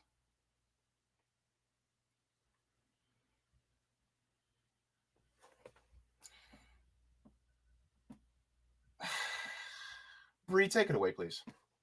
there was a lot of words that were like, I see you, I understand you. I don't know that I've ever heard RFK Jr. sound more like Hillary Clinton than he did in that response. Thank you. Thank you, Bree. By the way, that blazer is fire. Continue, please. A lot of kind of platitudes to make it sound like you're saying the right thing. I really understand your concerns. I really understand why you're in this position. I understand the way that you're wrong, but also I'm not going to do the thing that you want to do about it. Here's what I think would help in my subjective opinion. And at the end, one of the men in that room really did push back quite effectively on RFK Jr.'s position. But here's the bottom line. You cannot believe in reparations. You cannot support reparations, but Black people also don't have to vote for you. And that goes for reparations and any other policies that would disproportionately affect the interest of the Black community. And there should be no expectation that Black people are the ballast for the Democratic Party and the most dependent voter bloc, without which they could never win any election ever, without there being some material returns. Exactly. Now, here's the thing. I actually watched that entire answer. I listened to that answer, that 13-minute answer. And at the end, a gentleman chimes in, and thank God for this gentleman. He said, it doesn't matter what you think, to be honest with you. And it honestly does not matter what white people think about how we should get our reparations. Remember what I said earlier about whatever the indigenous people choose right? That's what we go with. It's up to them. Same thing with reparations for Black people. Basically, it's like, okay, you know what? Here's the right answer. I do have my personal opinions on reparations. However, I think the best course of action will be whatever the community of Black descendants of slaves, what they personally decide on, and what they decide on, then that's where the direction we will go. And then we will work as hard as we can to implement what the community of Black people would like to do as far as the needing of repairs to their community because of systemic racism, slavery, Jim Crow, and mass incarceration. So that's the direction we're going to go in. One and done. Basically, it's your debt. You have to name the price and how it gets paid. And that's it. That's all. And I hate to put it, it is not up to anybody who's outside of our community to determine how we get our payments. It is up to us. If I say I accept MasterCard, Visa, American Express, but I do not accept Discover, you cannot tell me, oh, you need to take Discover. No, I don't. You just need to figure out how to pay in MasterCard, Visa, or an American Express. Take your Discovery ass and go somewhere else and find a way to give me my money in MasterCard, Visa, or American Express. That's it. That's all. If I say I only take cash, well, then you need to hop your happy ass over to the ATM and take out money and give me cash. I'm not going to sit there and argue with you and you say, well, can I give it to you? No. That's not how this works. We're the ones that are owed. You don't get to decide how we get what we're owed. You don't get to decide that. That's not right. That's not fair. And you don't get to center your feelings on how Black people get the debt that's owed. Now, he dropped the ball in that, right? Basically. And if you guys would like to, you can, there was, I'm sorry, I can't remember the lady's name that was on RBN. I am so sorry. But Nick and CJ actually interviewed her, and she talked about, she was part of the reparations task force in California. I would have to ask Nick and CJ about it. I didn't get a chance to. But she basically said, even better than what I did, what I just said. And then also Sabby on her channel had Dr. Sandy Darity and Dr. Oh my God, I'm forgetting her name too. But he had them both on who actually studied reparations and how much we should be getting. And she actually had a great interview with them as well. So you go ahead and look that up on her channel. But the thing is that when it comes to Black people and reparations, it's up to us how we want to do it. Let us as a community come together and decide how we get our payment. That's it. All you need to do is agree to the payment and just cough up the dough. How it gets distributed among us, it's up to us. Right? Okay.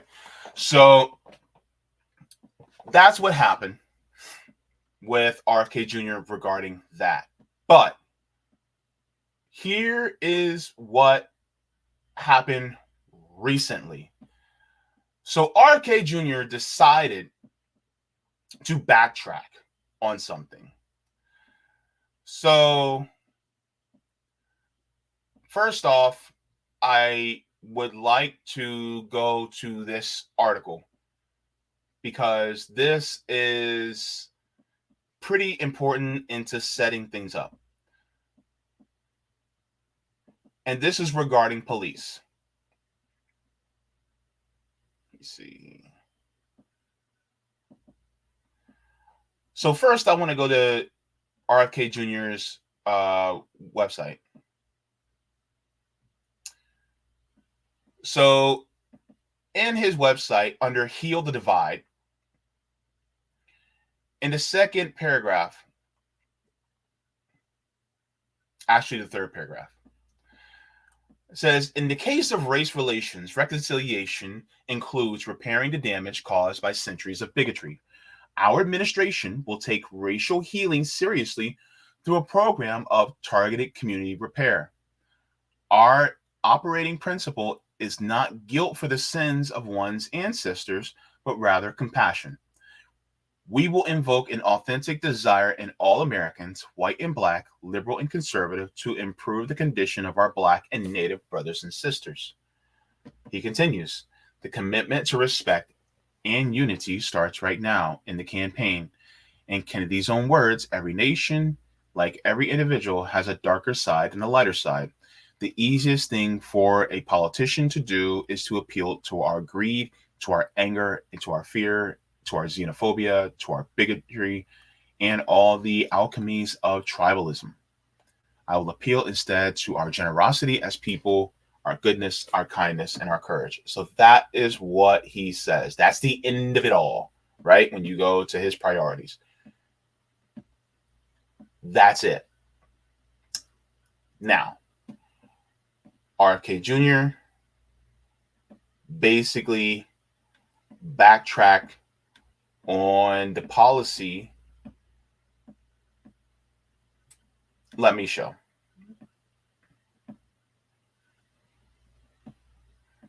So this is out of Black Press USA.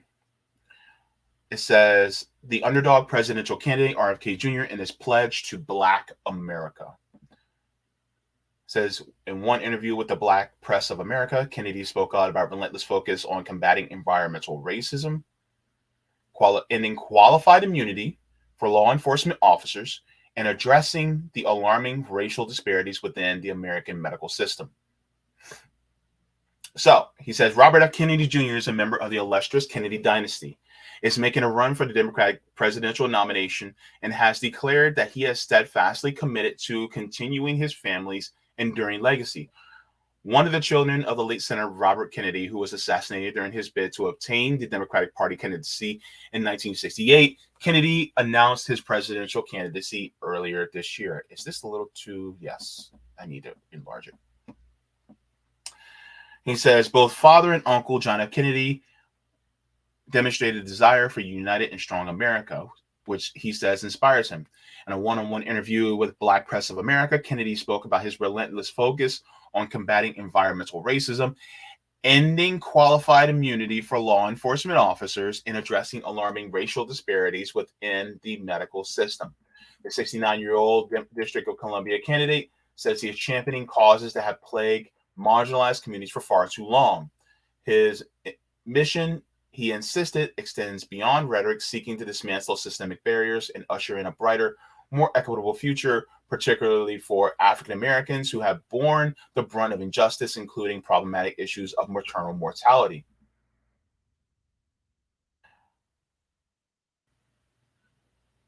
So here's the thing. Here's what he says. Black Americans are going to be a principal priority for me. But he's not for cash reparations. Particularly ending the fear that dangerous interaction with law enforcement. He also pledged to move to end qualified immunity, which protects police officers from personal liability in the event of a lawsuit. There is no incentive for individuals to change bad behavior. That's what Kennedy said.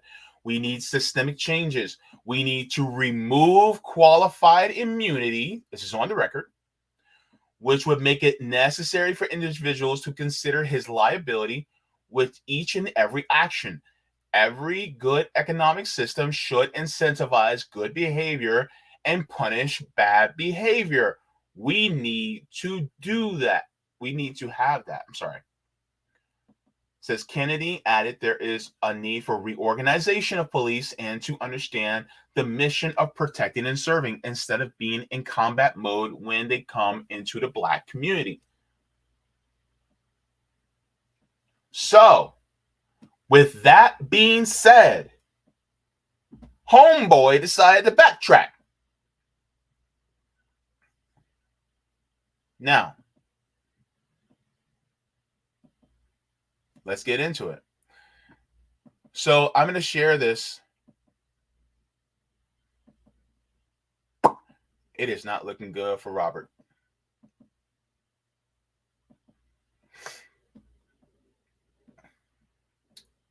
So Neoliberal Tears put out this video yesterday. I said, what?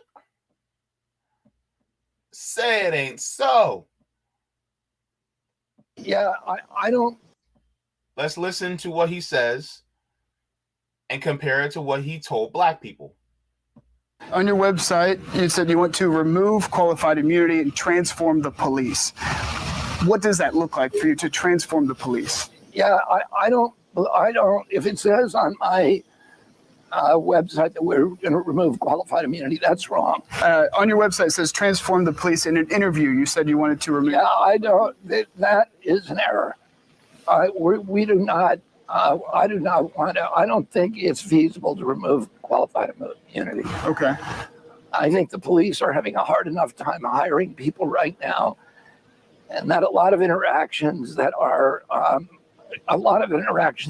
the police have nothing to do with civil rights or race, and we can't put each individual police officers in a position where anybody who has an interaction with them can then sue them individually. And so you don't have any plans in place to remove qualified immunity? No, I'm not going to remove qualified immunity, but I'm going to use the Justice Department to address any abuse of the use, particularly of deadly force, in interactions between Black Americans and police or anybody else. So, and I think that that's a civil rights issue that has to be addressed, and I'm going to address it aggressively. Another major issue, especially.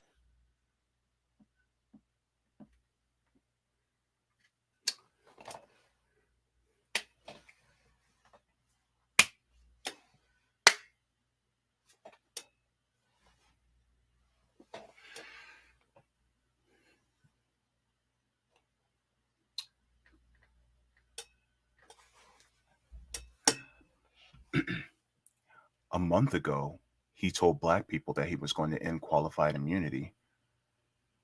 Now he's telling a white dude that he won't do it.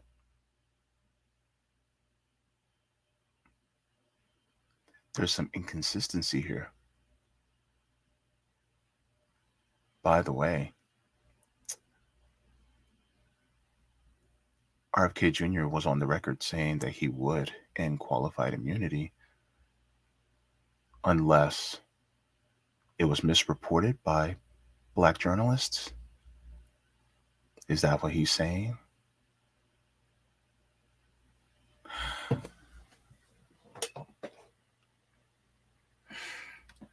Let's break this down, shall we?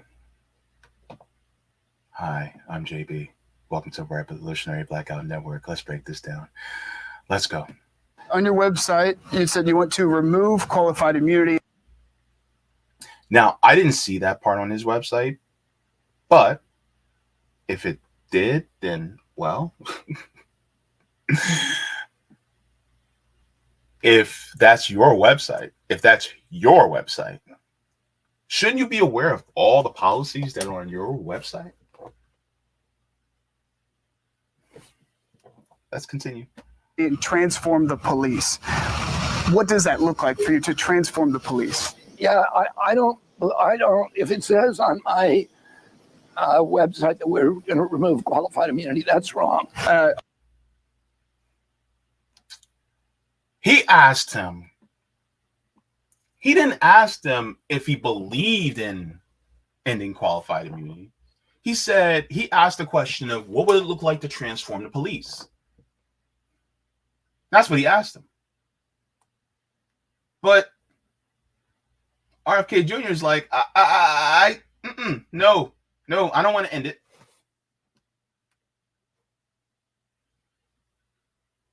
On your website, it says transform the police. In an interview, you said you wanted to remove. Yeah, I don't. That is an error. We do not. I do not want to. I don't think it's feasible to remove qualified immunity.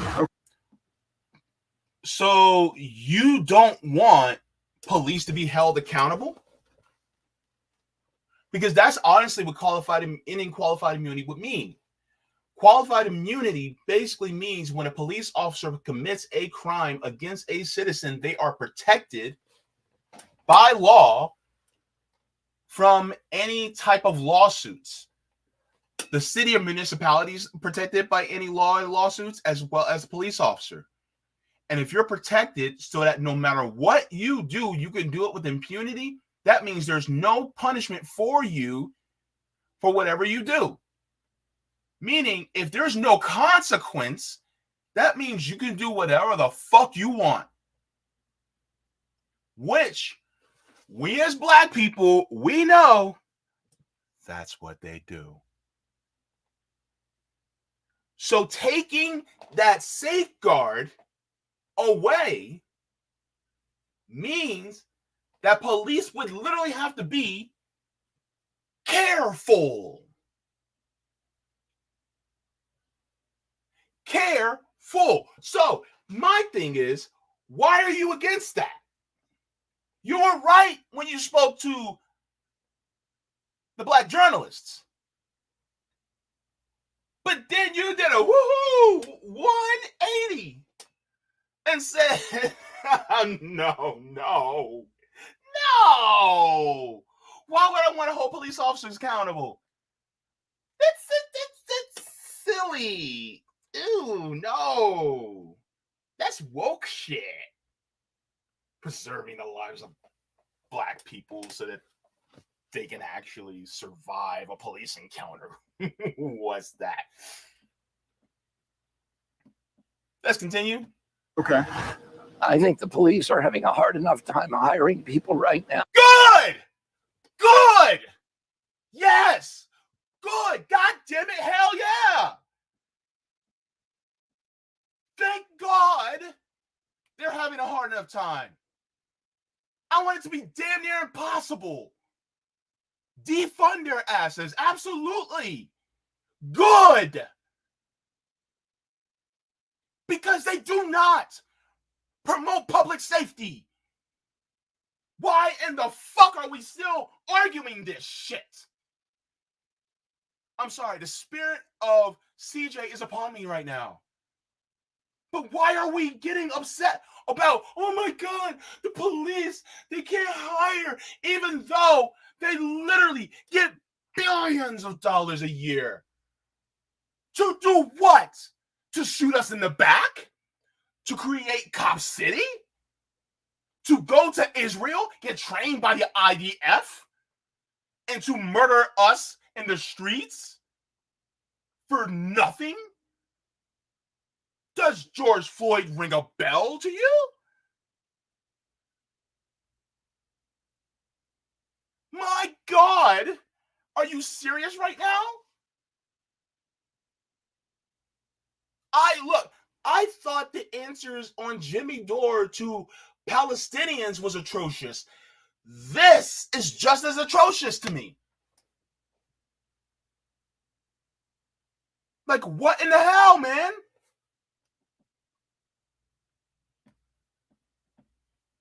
Like, oh, they're having trouble hiring? Good! Let them learn their lesson. Hiring people right now, and that a lot of interactions that the police have nothing to do with civil rights or race, and we can't put each individual police officers in a position where anybody who has an interaction with them can then sue them individually. But here's the crazy part, right? Let's say hypothetically, we end qualified immunity and people start abusing the suing of police officers left and right. If that abuse happens, then what's the worst, right? Okay, you'll get lawsuits. And if it's unfounded, then guess what? Then no lawsuit will happen, right? In the courts. They'll go by the evidence and be like, oh, well, we don't find any evidence. But if they actually did do something wrong, then guess what? Okay, they get sued. The city gets sued. The police officer gets sued. Guess what? They can't have a job anymore, right? That's the worst that can happen. Keeping qualified immunity, what's the worst that can happen? We can die. We keep dying. What's worth it more to you? Keeping qualified immunity, we keep dying? Or ending qualified immunity and more police officers end up getting taken out on the street because they keep fucking around and finding out? What's worse? What's worse? A police officer no longer be a police officer and they have to get a fucking job at Kroger? Okay, so what? Who cares? Little piggy went to the market. But are we still going to sit here and go, oh my God, if they get sued, then people will start abusing it? So what? Who cares? They shouldn't have been doing the shit that they've been doing in the first place. So what? What's worth more? Can't sit here and tell me that you're going to not want to end qualified immunity while people like Sandra Bland got murdered,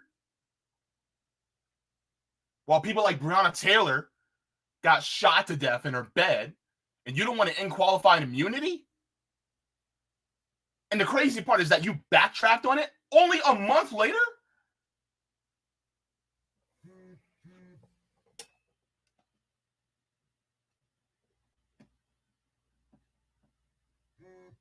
This is why sometimes I never want to believe some of these lawyers. They be bullshitting. And so you don't have any plans in place to remove qualified immunity? No, I'm not going to remove qualified immunity, but I'm going to use the Justice Department to address any abuse of the use, particularly of deadly force, in interactions between Black Americans and police or anybody else. So I'm just going to keep doing what everybody else has been doing for the last few decades. We're not actually going to do anything different. We're going to keep the status quo in place. And then as we keep the status quo in place, then we'll just keep doing this same old dance around. My people will keep dying because there's really no incentive to be more careful, to be more safe. And so then, there you go. Oh, but the pandemic.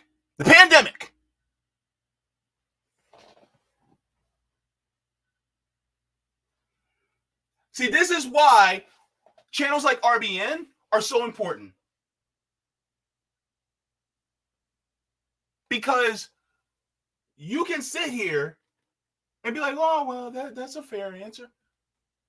Until you're in our shoes.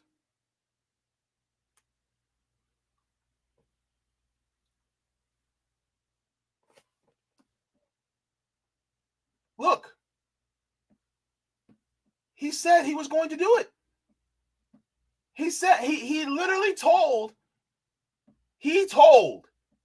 them.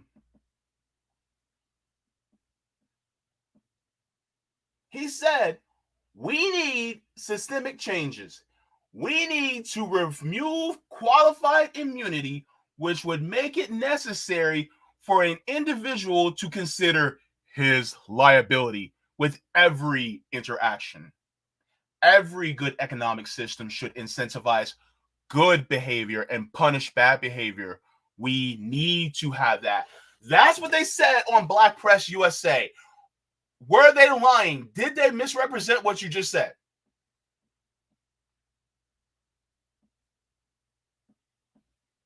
Did they? You're saying that we need to remove qualified immunity, And now you're saying a whole month later, oh yeah, we're not going to do that. So one, you're basically against reparations, at least from in form of cash payments, because you want to be able to dictate, how we get our reparations payments instead of just going by our leadership and saying what we need. So that's basically you as a white man centering yourself in regards to the reparations argument. Number two, we also said that we also need to end qualified immunity because officers actually need to be held accountable. But you're saying as a white man, oh, well, no, we don't want them to be held accountable like that. So guess what? You say you want to be held accountable, but in what way are you going to do that if they can't be sued? How are they going to be able to do that? Because as we all know, the Justice Department, well, that's just a slap on the wrist when it comes to actually going up against what police officers do. That happens all the time.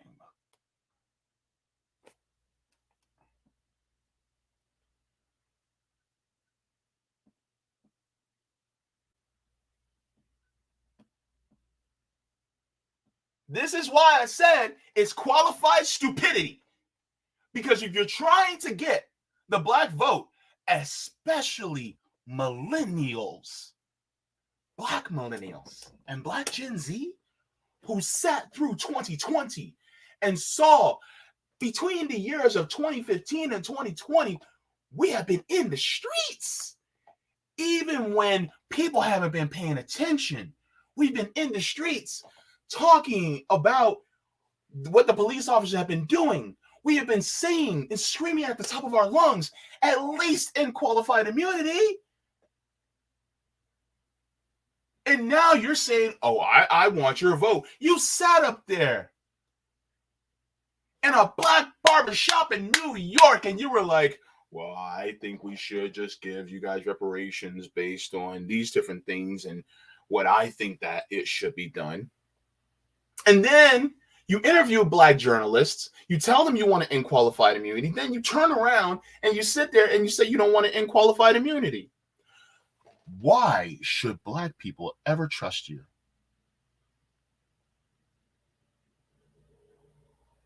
You see, here's the thing about us black people.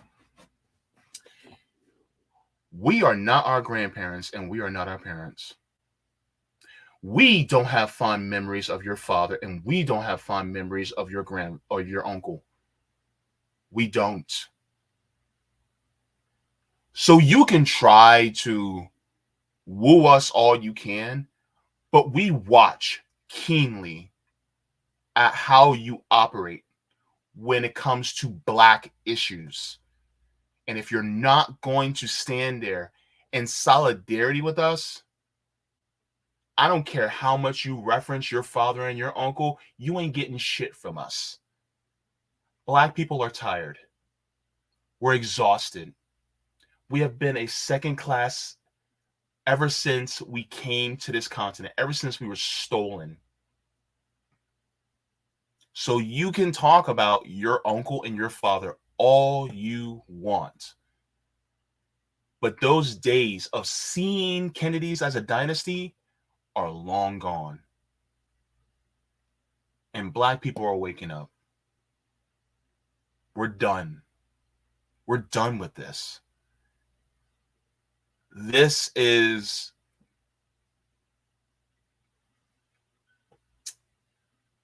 you're looking no different than Joe Biden, to be honest with you. You're starting to resemble him a lot.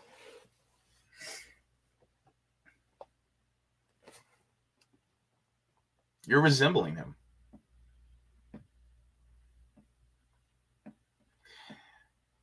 I have this video that actually talks about qualified immunity. And then I'm going to give you some examples of ending qualified immunity, how it would help us. So this is a lawyer that actually talks about ending qualified immunity. And from a lawyer perspective, because remember, RFK Jr. is a lawyer, he doesn't think we should, but this lawyer thinks we should. Let's see what this gentleman says. Hello to Talkers One, the Real Law Talk. Today we're going to discuss a topic that a lot of you have asked me about. Today's topic is qualified immunity. In 1967, in a case called Pearson v. Ray, the United States Supreme Court created this principle. And qualified immunity is a way to shield municipalities from frivolous lawsuits. And what does it do? It offers a chance for the city, state, local governments, and the federal government to make a motion to the judge that says, even if the plaintiffs are right, this conduct does not meet the threshold of qualified immunity, which is a clearly established right that someone should have known they were violated. When you look at most of the cases, a lot of the cases are dismissed, I think, unjustly. And it's a way for municipalities to not be held accountable and their officers not to be held accountable. It's a huge. You hear that? It's a way for municipalities and their officers to not be held accountable. If you truly are for accountability, then why would you want to shield them from that? Who's giving you money? That's my question.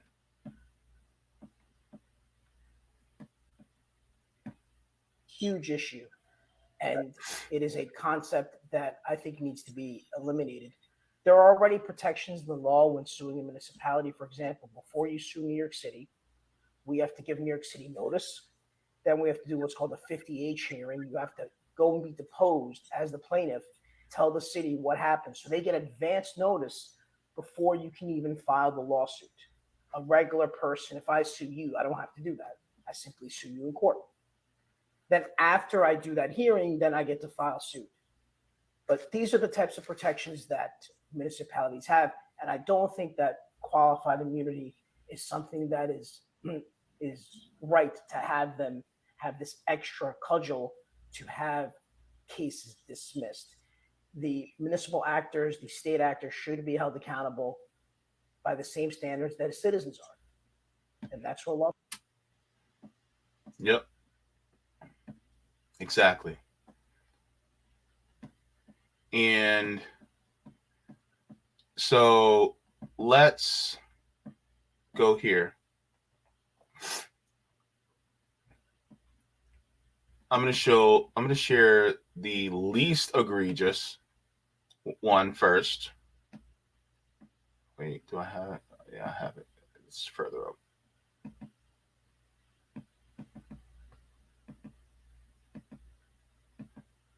And a lot of people have been sharing this on Twitter.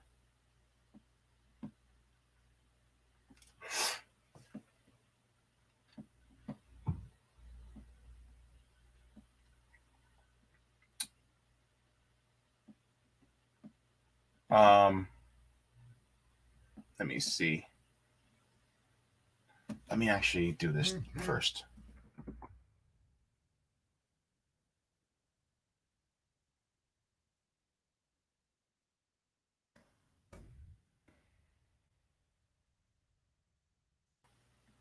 Okay. Oh, I want to get the raw footage. Okay. So I'm going to share it with you guys this first, and then I'm going to share the update. And this is actually just going to intensify my point of why qualified immunity needs to be implemented. I'm sorry, it needs to be ended. So this is, I think, in Michigan. Hang on.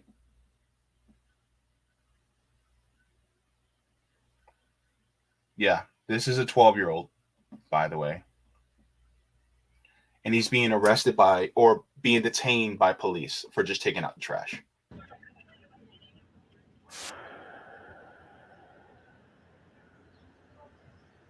A kid bringing out his trash to be dumped, and he's getting harassed by the police.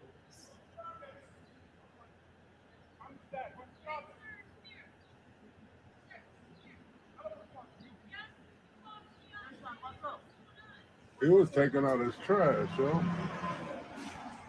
His dad's coming out to see why they have put his son in handcuffs. 12-year-old boy taking out trash. Police stop him and then detain him. It's crazy.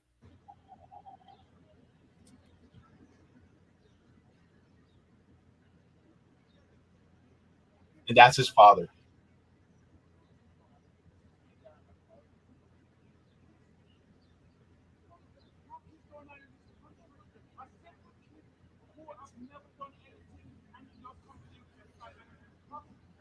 Yo, they put him in handcuffs. He was just coming to dump.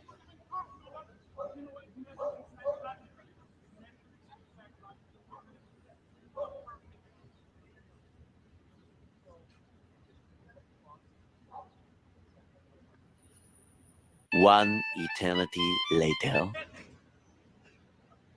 All these cops for a teenage kid. Yo, the wrong person, yo. For a 12-year-old, by the way, a 12-year-old taking out trash. My son come down and took the end of the garbage. And that's what he's going through. This is bullshit he's going through. That's some bullshit.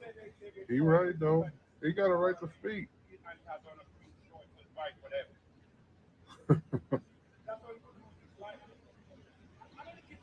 Wrong description and shit. All because they said he fit a description. Really? A 12-year-old?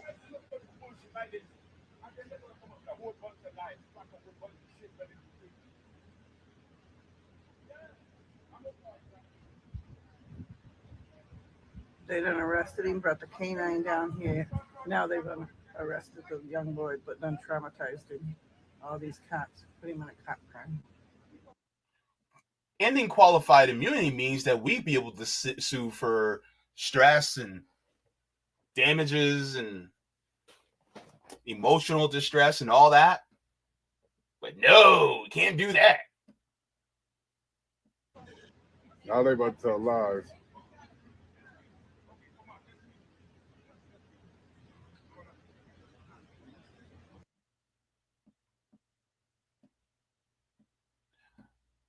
So emotional distress happened. And I'm going to show you how I know. Let's go.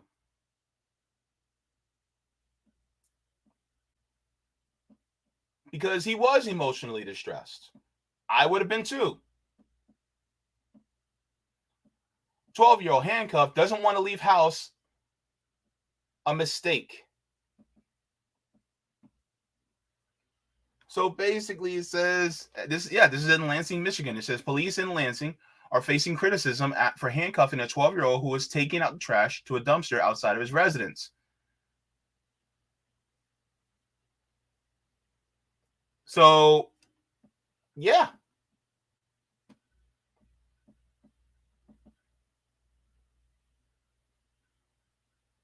Kid is now emotionally distressed because of what they did.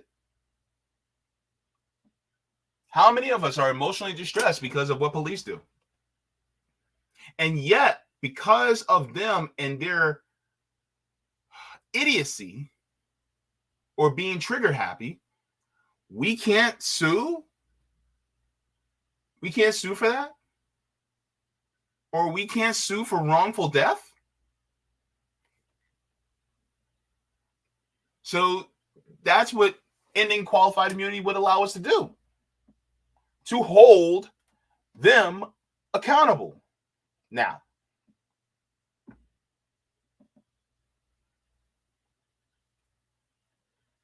I got another one.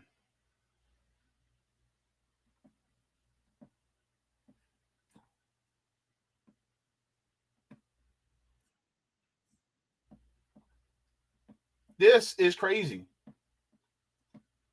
When people say, oh, we don't need to end qualified immunity. When RFK Jr. says that, has he really considered the impact, how it would actually help us by ending qualified immunity? Coming out of Carpentersville, Illinois. Oh, the door's open.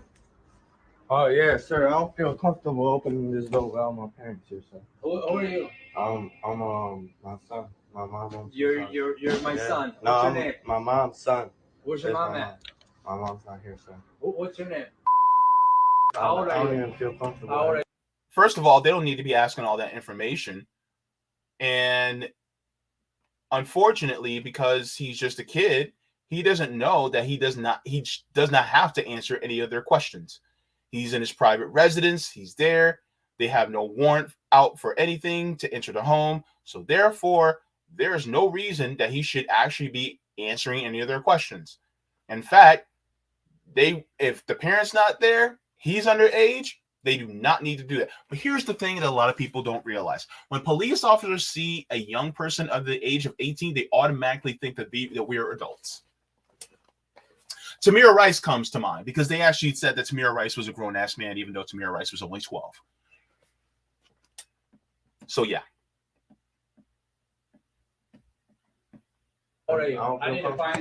Two police officers barge into the home. The security cameras show. This next video displays officers illegally entering the home without a warrant. They would then proceed to falsify the events that occurred, claiming the door was open. The reason we know this, the plainclothes officer said so himself on video. After illegally entering, the officers choked the boy, pin him down on the couch, and place him in handcuffs. As you can see from the text of this video via the outlet Now This News, he was never charged with a crime. It did indeed lead to a lawsuit, as it should, but the particulars of this case, the infractions officers put forth, and the cover these rogue officers were given is disgraceful.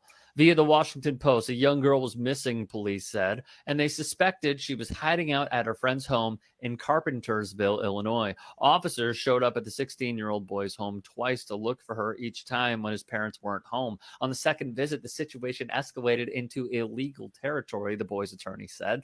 After entering without a warrant, the officer held the teen down by his neck and continued to do so until the boy told the officers they were being recorded, according to the lawsuit filed by the boy and his family. That's when they started looking around for cameras. Then they arrested him. His brother watched the entire incident in horror, according to court docs. I did get scared because I never expected something like this to happen to me, he told ABC. And yet RFK Jr. doesn't want to end qualified immunity. He doesn't want to. Even though it would mean actually holding officers and municipalities accountable for actions like this.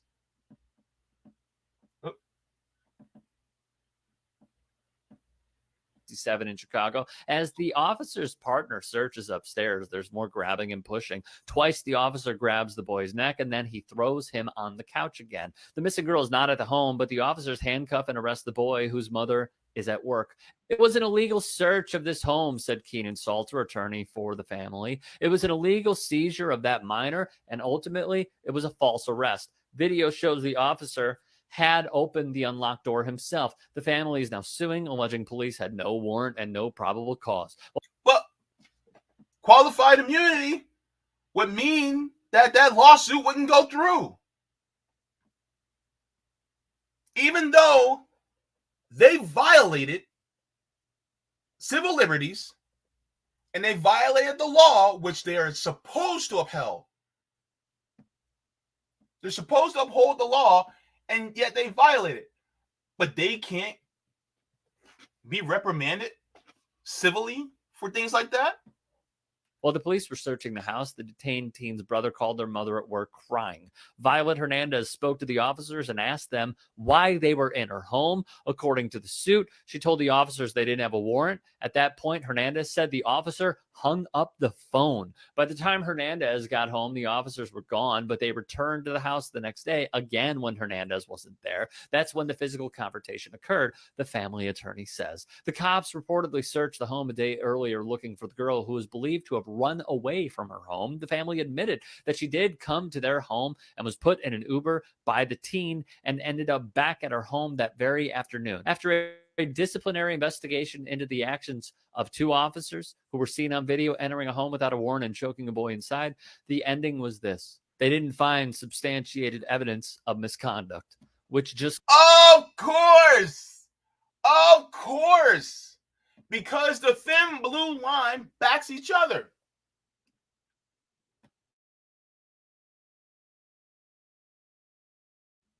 That's what they do. They back each other up. They're not gonna actually hold each other accountable. This is why qualified immunity needs to end. And yet RFK doesn't believe in ending qualified immunity. I'm going to keep hammering that home until I'm blue in the face.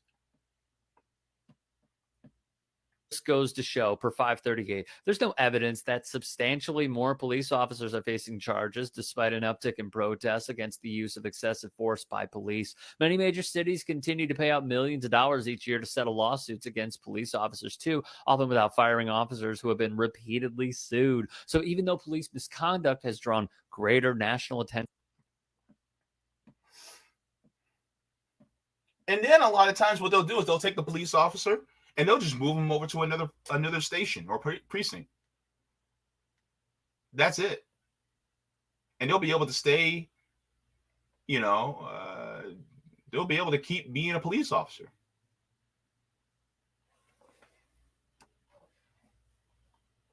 That's the problem.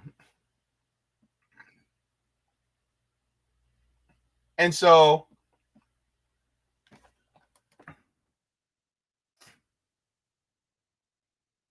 this is why I appreciate people like Zoya, Awkward, Nick, and all the people who help create 10 Demands for Justice.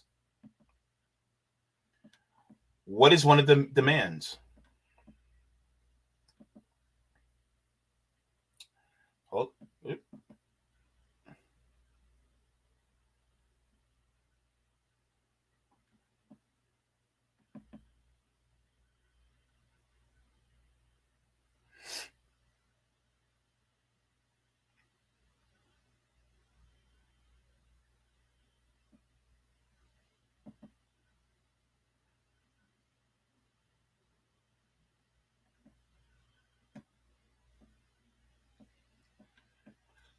Number 4 is create an independent national database of police crimes, brutality, and misconduct. Implement independent community-led police department reviews and data audits. Require public reporting of all police records and schedules. Immediately terminate and end pensions of any officer found for manipulating data, covering their badge, turning off body cam, or illegally stopping a citizen from filming.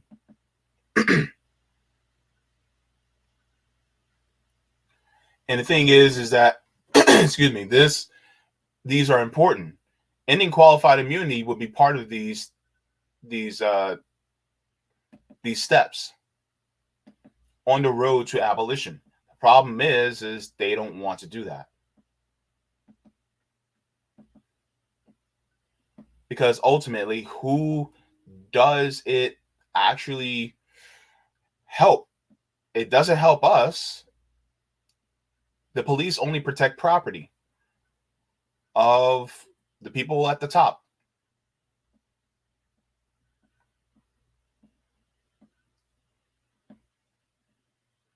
Which makes me look at somebody like RFK some kind of way.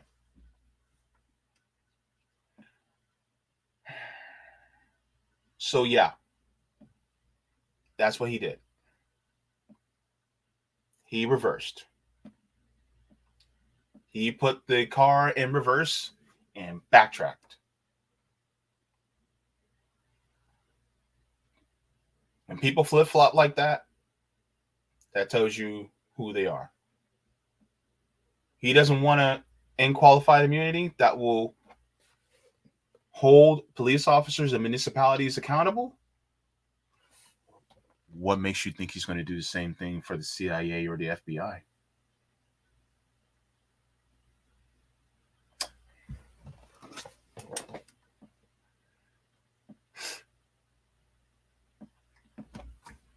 Frank Johnson says, pilot to co-pilot. RFK is going down in flames. He did it himself. Neoliberal Tears, thank you so much for sharing that, by the way. That was, appreciate that. Neoliberal Tears, everybody. Says, love you, JB. It's low-key insulting. RFK can't even keep his pandering straight. He just said he would end qualified immunity a month ago. Like, bro, crazy, man. General of Leafy Army says qualified immunity is legal murder. Psychopaths set free. Yup, that's basically what it is. Stone Socialist says police have one of the best unions out there while working to protect the interests of the people, undercutting working class unions, class traders. Absolutely. Absolutely.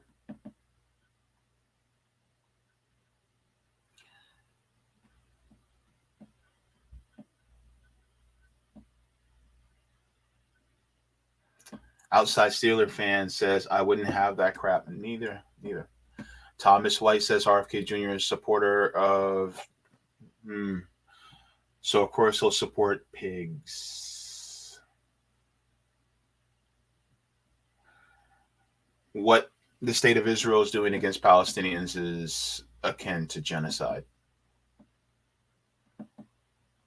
It's just horrible. Unemployed scholar says black community control police.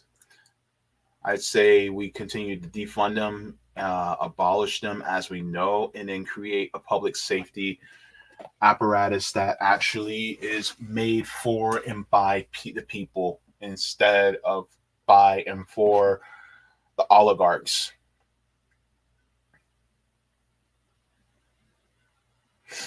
Yep. Waddy says, yes, they get fired on the spot in town A and then get a job in town B. Yep. That's how police operate. Baba Yaga Forest Dweller says, people always feel obligated to answer cops when questioned. Nope. Bring a warrant, mother effer. Yep. Definitely.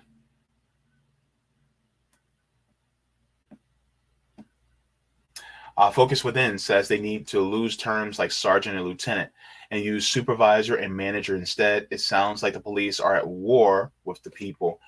Yes, and basically that's exactly what they are. They're militarized.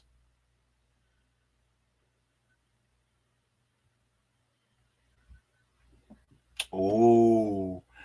SDA lawyer says, so the Women of Color Comprehensive Criminal Justice Reform proposed bill.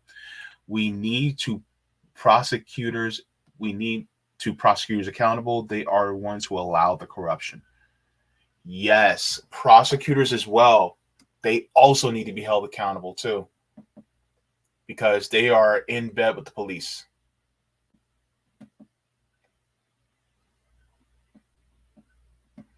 Prosecutor Mosley in Baltimore started the process and they crucified her. There needs to be a prosecutor database. See out proposed bill to make prosecutors report. Thank you. Thank you very much for that, by the way.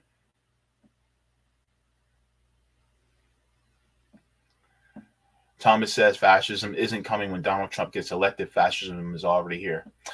Yeah, Donald Trump's just a symptom of the system. He's not the actual problem. He's the symptom of the problem, and the problem is the system. But he's just as much of a symptom of the system as Joe Biden is. Edward Shore, thank you so very much for the super chat. Says, forget reform. It's time to defund the police. Yes, absolutely. Thank you so very much. Old Man Barker says, abolish. Yes, defunding is part of the process to abolish. Absolutely.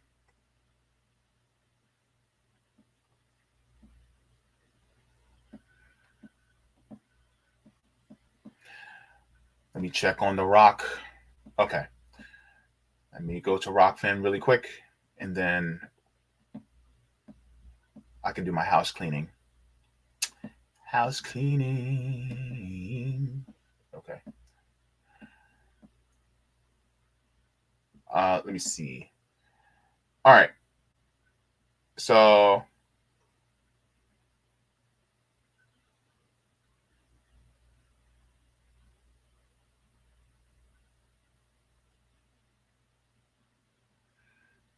Gene Whitworth says, same capitalist machine used black men to mislead me into poverty as started enslavement of Africans.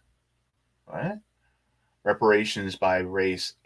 When we talk about reparations, we're talking about lineage-based reparations. So, yeah. Reparations would be for Black people descendant of slaves based on lineage, not by just working poor. Just to let you know, that's what it is. It's lineage-based. So, yeah. And you say all races matter, you're basically saying all lives matter, when it has never been that way. Yeah. And the saying of Black Lives Matter means Black Lives Matter, that because it has never mattered in this country. So, yeah. So, Gene, you say this over and over, and the thing is that race and class intertwine because that's how it was instituted when we first were forced over in this country. So, yes. So,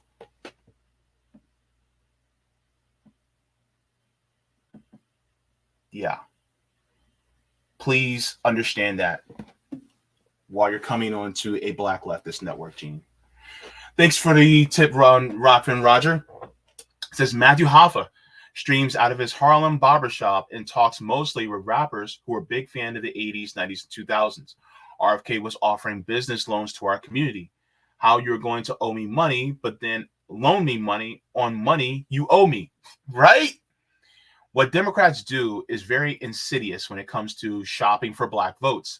They visit 3 places: the Black church, where attendance has been diminishing, Black media, already in the tank for the Democrats, and Black entertainment media. Black entertainment media is not policy driven, so they won't be able to informatively push back. He didn't expect the brother with the locks to push back, though, right? When he did that, I was like, oh, snap. Okay.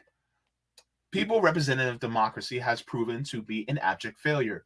You vote to these people and hope on a wish and a prayer they'll do, or at least come close to doing what you put them in office for. Time we start pushing for state lawmakers of the 33 states with no CBI amendment to push for an amendment that would allow voters of their states to make it so that we can ratify our own amendments to stay constitution. It's going to be us through direct democracy, state by state, who will get this done. DeSantis was inviting New York Police Department to come to Florida and offering them bonuses. I said to myself, yeah, okay, watch what happens when they find out and experience what Florida is, an anti-union state with low pay and lots of guns. It's just a matter of time when they see it ain't what it really is. What's the local you've been hearing, Jaybe? Ending qualified immunity would also mean suing the Fourth Amendment violations. How many times has the police went into your private property to search without a warrant? Gosh. Great points, Roger. Great points.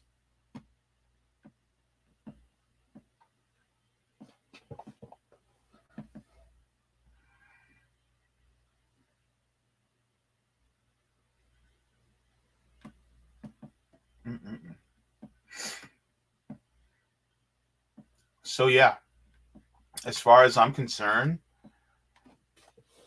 yeah, he failed miserably on this. He face planted on the concrete on this one. So, yeah, that's RFK Jr. for you guys. By the way, did you guys like the stream? Go ahead and give me a like if you guys have not already. Also, if you guys would like to, you guys can also subscribe to our Substack. Go to revolutionaryblackout.substack.com so that you guys can get email notifications. If you guys would like to support the channel, you guys can also go to our Patreon and support the channel on Patreon. Or if you guys would like to, you guys can also go to our GoFundMe as well. If you guys would like to, then we also are raising money for our graphics designer, Aaron. You guys can go to Venmo at Revolutionary Blackout or Cash App $ Mutual Aid Forever. Thank you so very much for this. Also, I cannot wait. This Saturday is going to be the chapter meeting for RWN Orlando chapter, where we're going to discuss the needs of our community, talk about the things that we want to do first, and then once we do that, we're going to end up fundraising for that event so that we can do things on the ground to help out the community. So I am excited for that. I cannot wait because the people really need it. We all need it. Okay. Also, by the way, this Tuesday on my channel, if you guys have not subscribed, you guys would like to go to my channel. It's also in the description below. I will also be having on Margaret Kimberly. We're going to be talking about what's going on in Africa and the latest developments. That's going to be a great conversation. Margaret Kimberly is one of the brightest minds in foreign policy, so I can't wait to have her on. Be sure to tune in. If you are on my channel, you guys can always go there and take a look-see. In fact, let me do this. Let me see.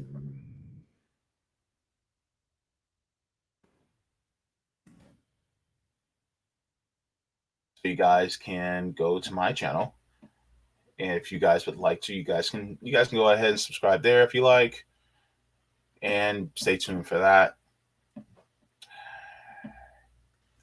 And if you guys are on Rockfin, you guys can always go to my channel on Rockfin. You guys got there too. Oh, and if you're on Rumble, I have a Rumble channel as well too, so you guys can go there. So now I have to get going. I got to get me something to eat because my brother is hungry. I haven't eaten at all today. But thank you guys so much for tuning in. I will catch you guys. I think Savvy's going live at 5. So be sure to tune in to her. And then Nick and CJ are going to be on the Post-Duopoly show tomorrow. So make sure to check that in. And then also me on Tuesday. Then after me, then you guys can tune in to RBN Live on Tuesday. I might end up being there because I think my Marxist class is over now. So I might be able to join RBN Live Tuesday. Don't hold me to it, but I think I'll be able to. So take care, everybody. I honestly think I should close out with that same song. Let's close out with the same song. That song was good in the beginning, right? That song was great. Actually, maybe I should do his other one. Oh, because he did 2 parts. I could probably do that. That would probably be great. Because this guy is very talented. Let me see. I know I have it. I got it. Jaybe got it. Come on.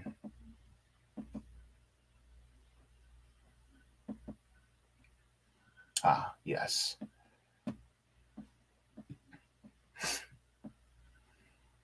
Hold on. Let me see. I know he has it here. Ah, yes. No!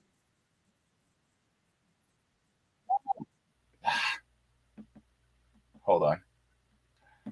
I hate that it doesn't pause. All right, I'll just do it this way. Okay. Anywho, water your plants, water yourselves, leave the world better than you found it. Smoke them if you got them, drink them if you got them. If you really got them, then laugh at because look, joy is revolutionary. Also, send out good vibes. Try to push out the news about what's going on in Maui, especially in Maui, and please make sure to do not just leave the Democratic Party. Just goddamn, just leave the Democratic Party because they get on my goddamn nerves. Always trying to placate the black people and then actually don't want to do things for black people. Anyway, bye. Love you. Mwah. Forehead kisses to every single one of you. I'll see y'all later. Take us out, Rowley. I was rapping and battling jail. Wrote my next verse on the wall of myself, so you're giving me daps of the verse that I spat, but it's fuck the police till I see him in hell. Can't be leaving the shells, gotta scratch up the barrel and dispose of my clothes and just wash up that gunpowder. Hop in the whip at a stake, got a belt, cause I'm coppers is looking lay low for a spell. Back to my steak, gotta check on my TT. Slide on the block and some wealth to my city. Drop a stack on my unk, make sure that he can show love to the thoughts, cause I know that they see me. Bro, it's so hard for a man to go sweat at a job when you don't be addressing the cost of us living. That shit is expensive, that product is tempting, that soda is cheap. Nigga, get in the kitchen, whip it and sling it like me chasing dreams. Stacking up bills from the floor to the ceiling. One time at the spot where you was making the drop. Now you dodging the fiends while you locked in detention. The nigga that you served, you trades that he spinning. Ain't trying to talk shit, but we can do this shit different. Killing each other just how they want it. I know that together we can topple the system. I came from the bottom, I see how they done us. Injustice is blind to you, showing that money. They created the conditions that all of us live in. They punish you for damn trying to get from an education. Desperately needed a funding, we give it to cops. Think that shit funny? Playing too much with my motherfucking money. No goddamn reason for these kids to go hungry. But Raytheon can get another couple billion to build bombs and explode foreigners. No money for healthcare, but tons for war. Richest damn country, we fuck the poor. They have the audacity to say that the system works, but the problem is the system's works were designed to put the system first. The shit the worst, and fuck a politician, they can get the hearse. We knelt for the anthem, you still ignored us. Burned the flag and you drilled on us. Peaceful protest and marched in the streets and you passed laws to let them kill all of us. I'm done with it. Say I'm dangerous, I'ma run with it. Fuck you patriots, bum business. Tiki torch, no drip, heaven ass, you can come get it. Let's go.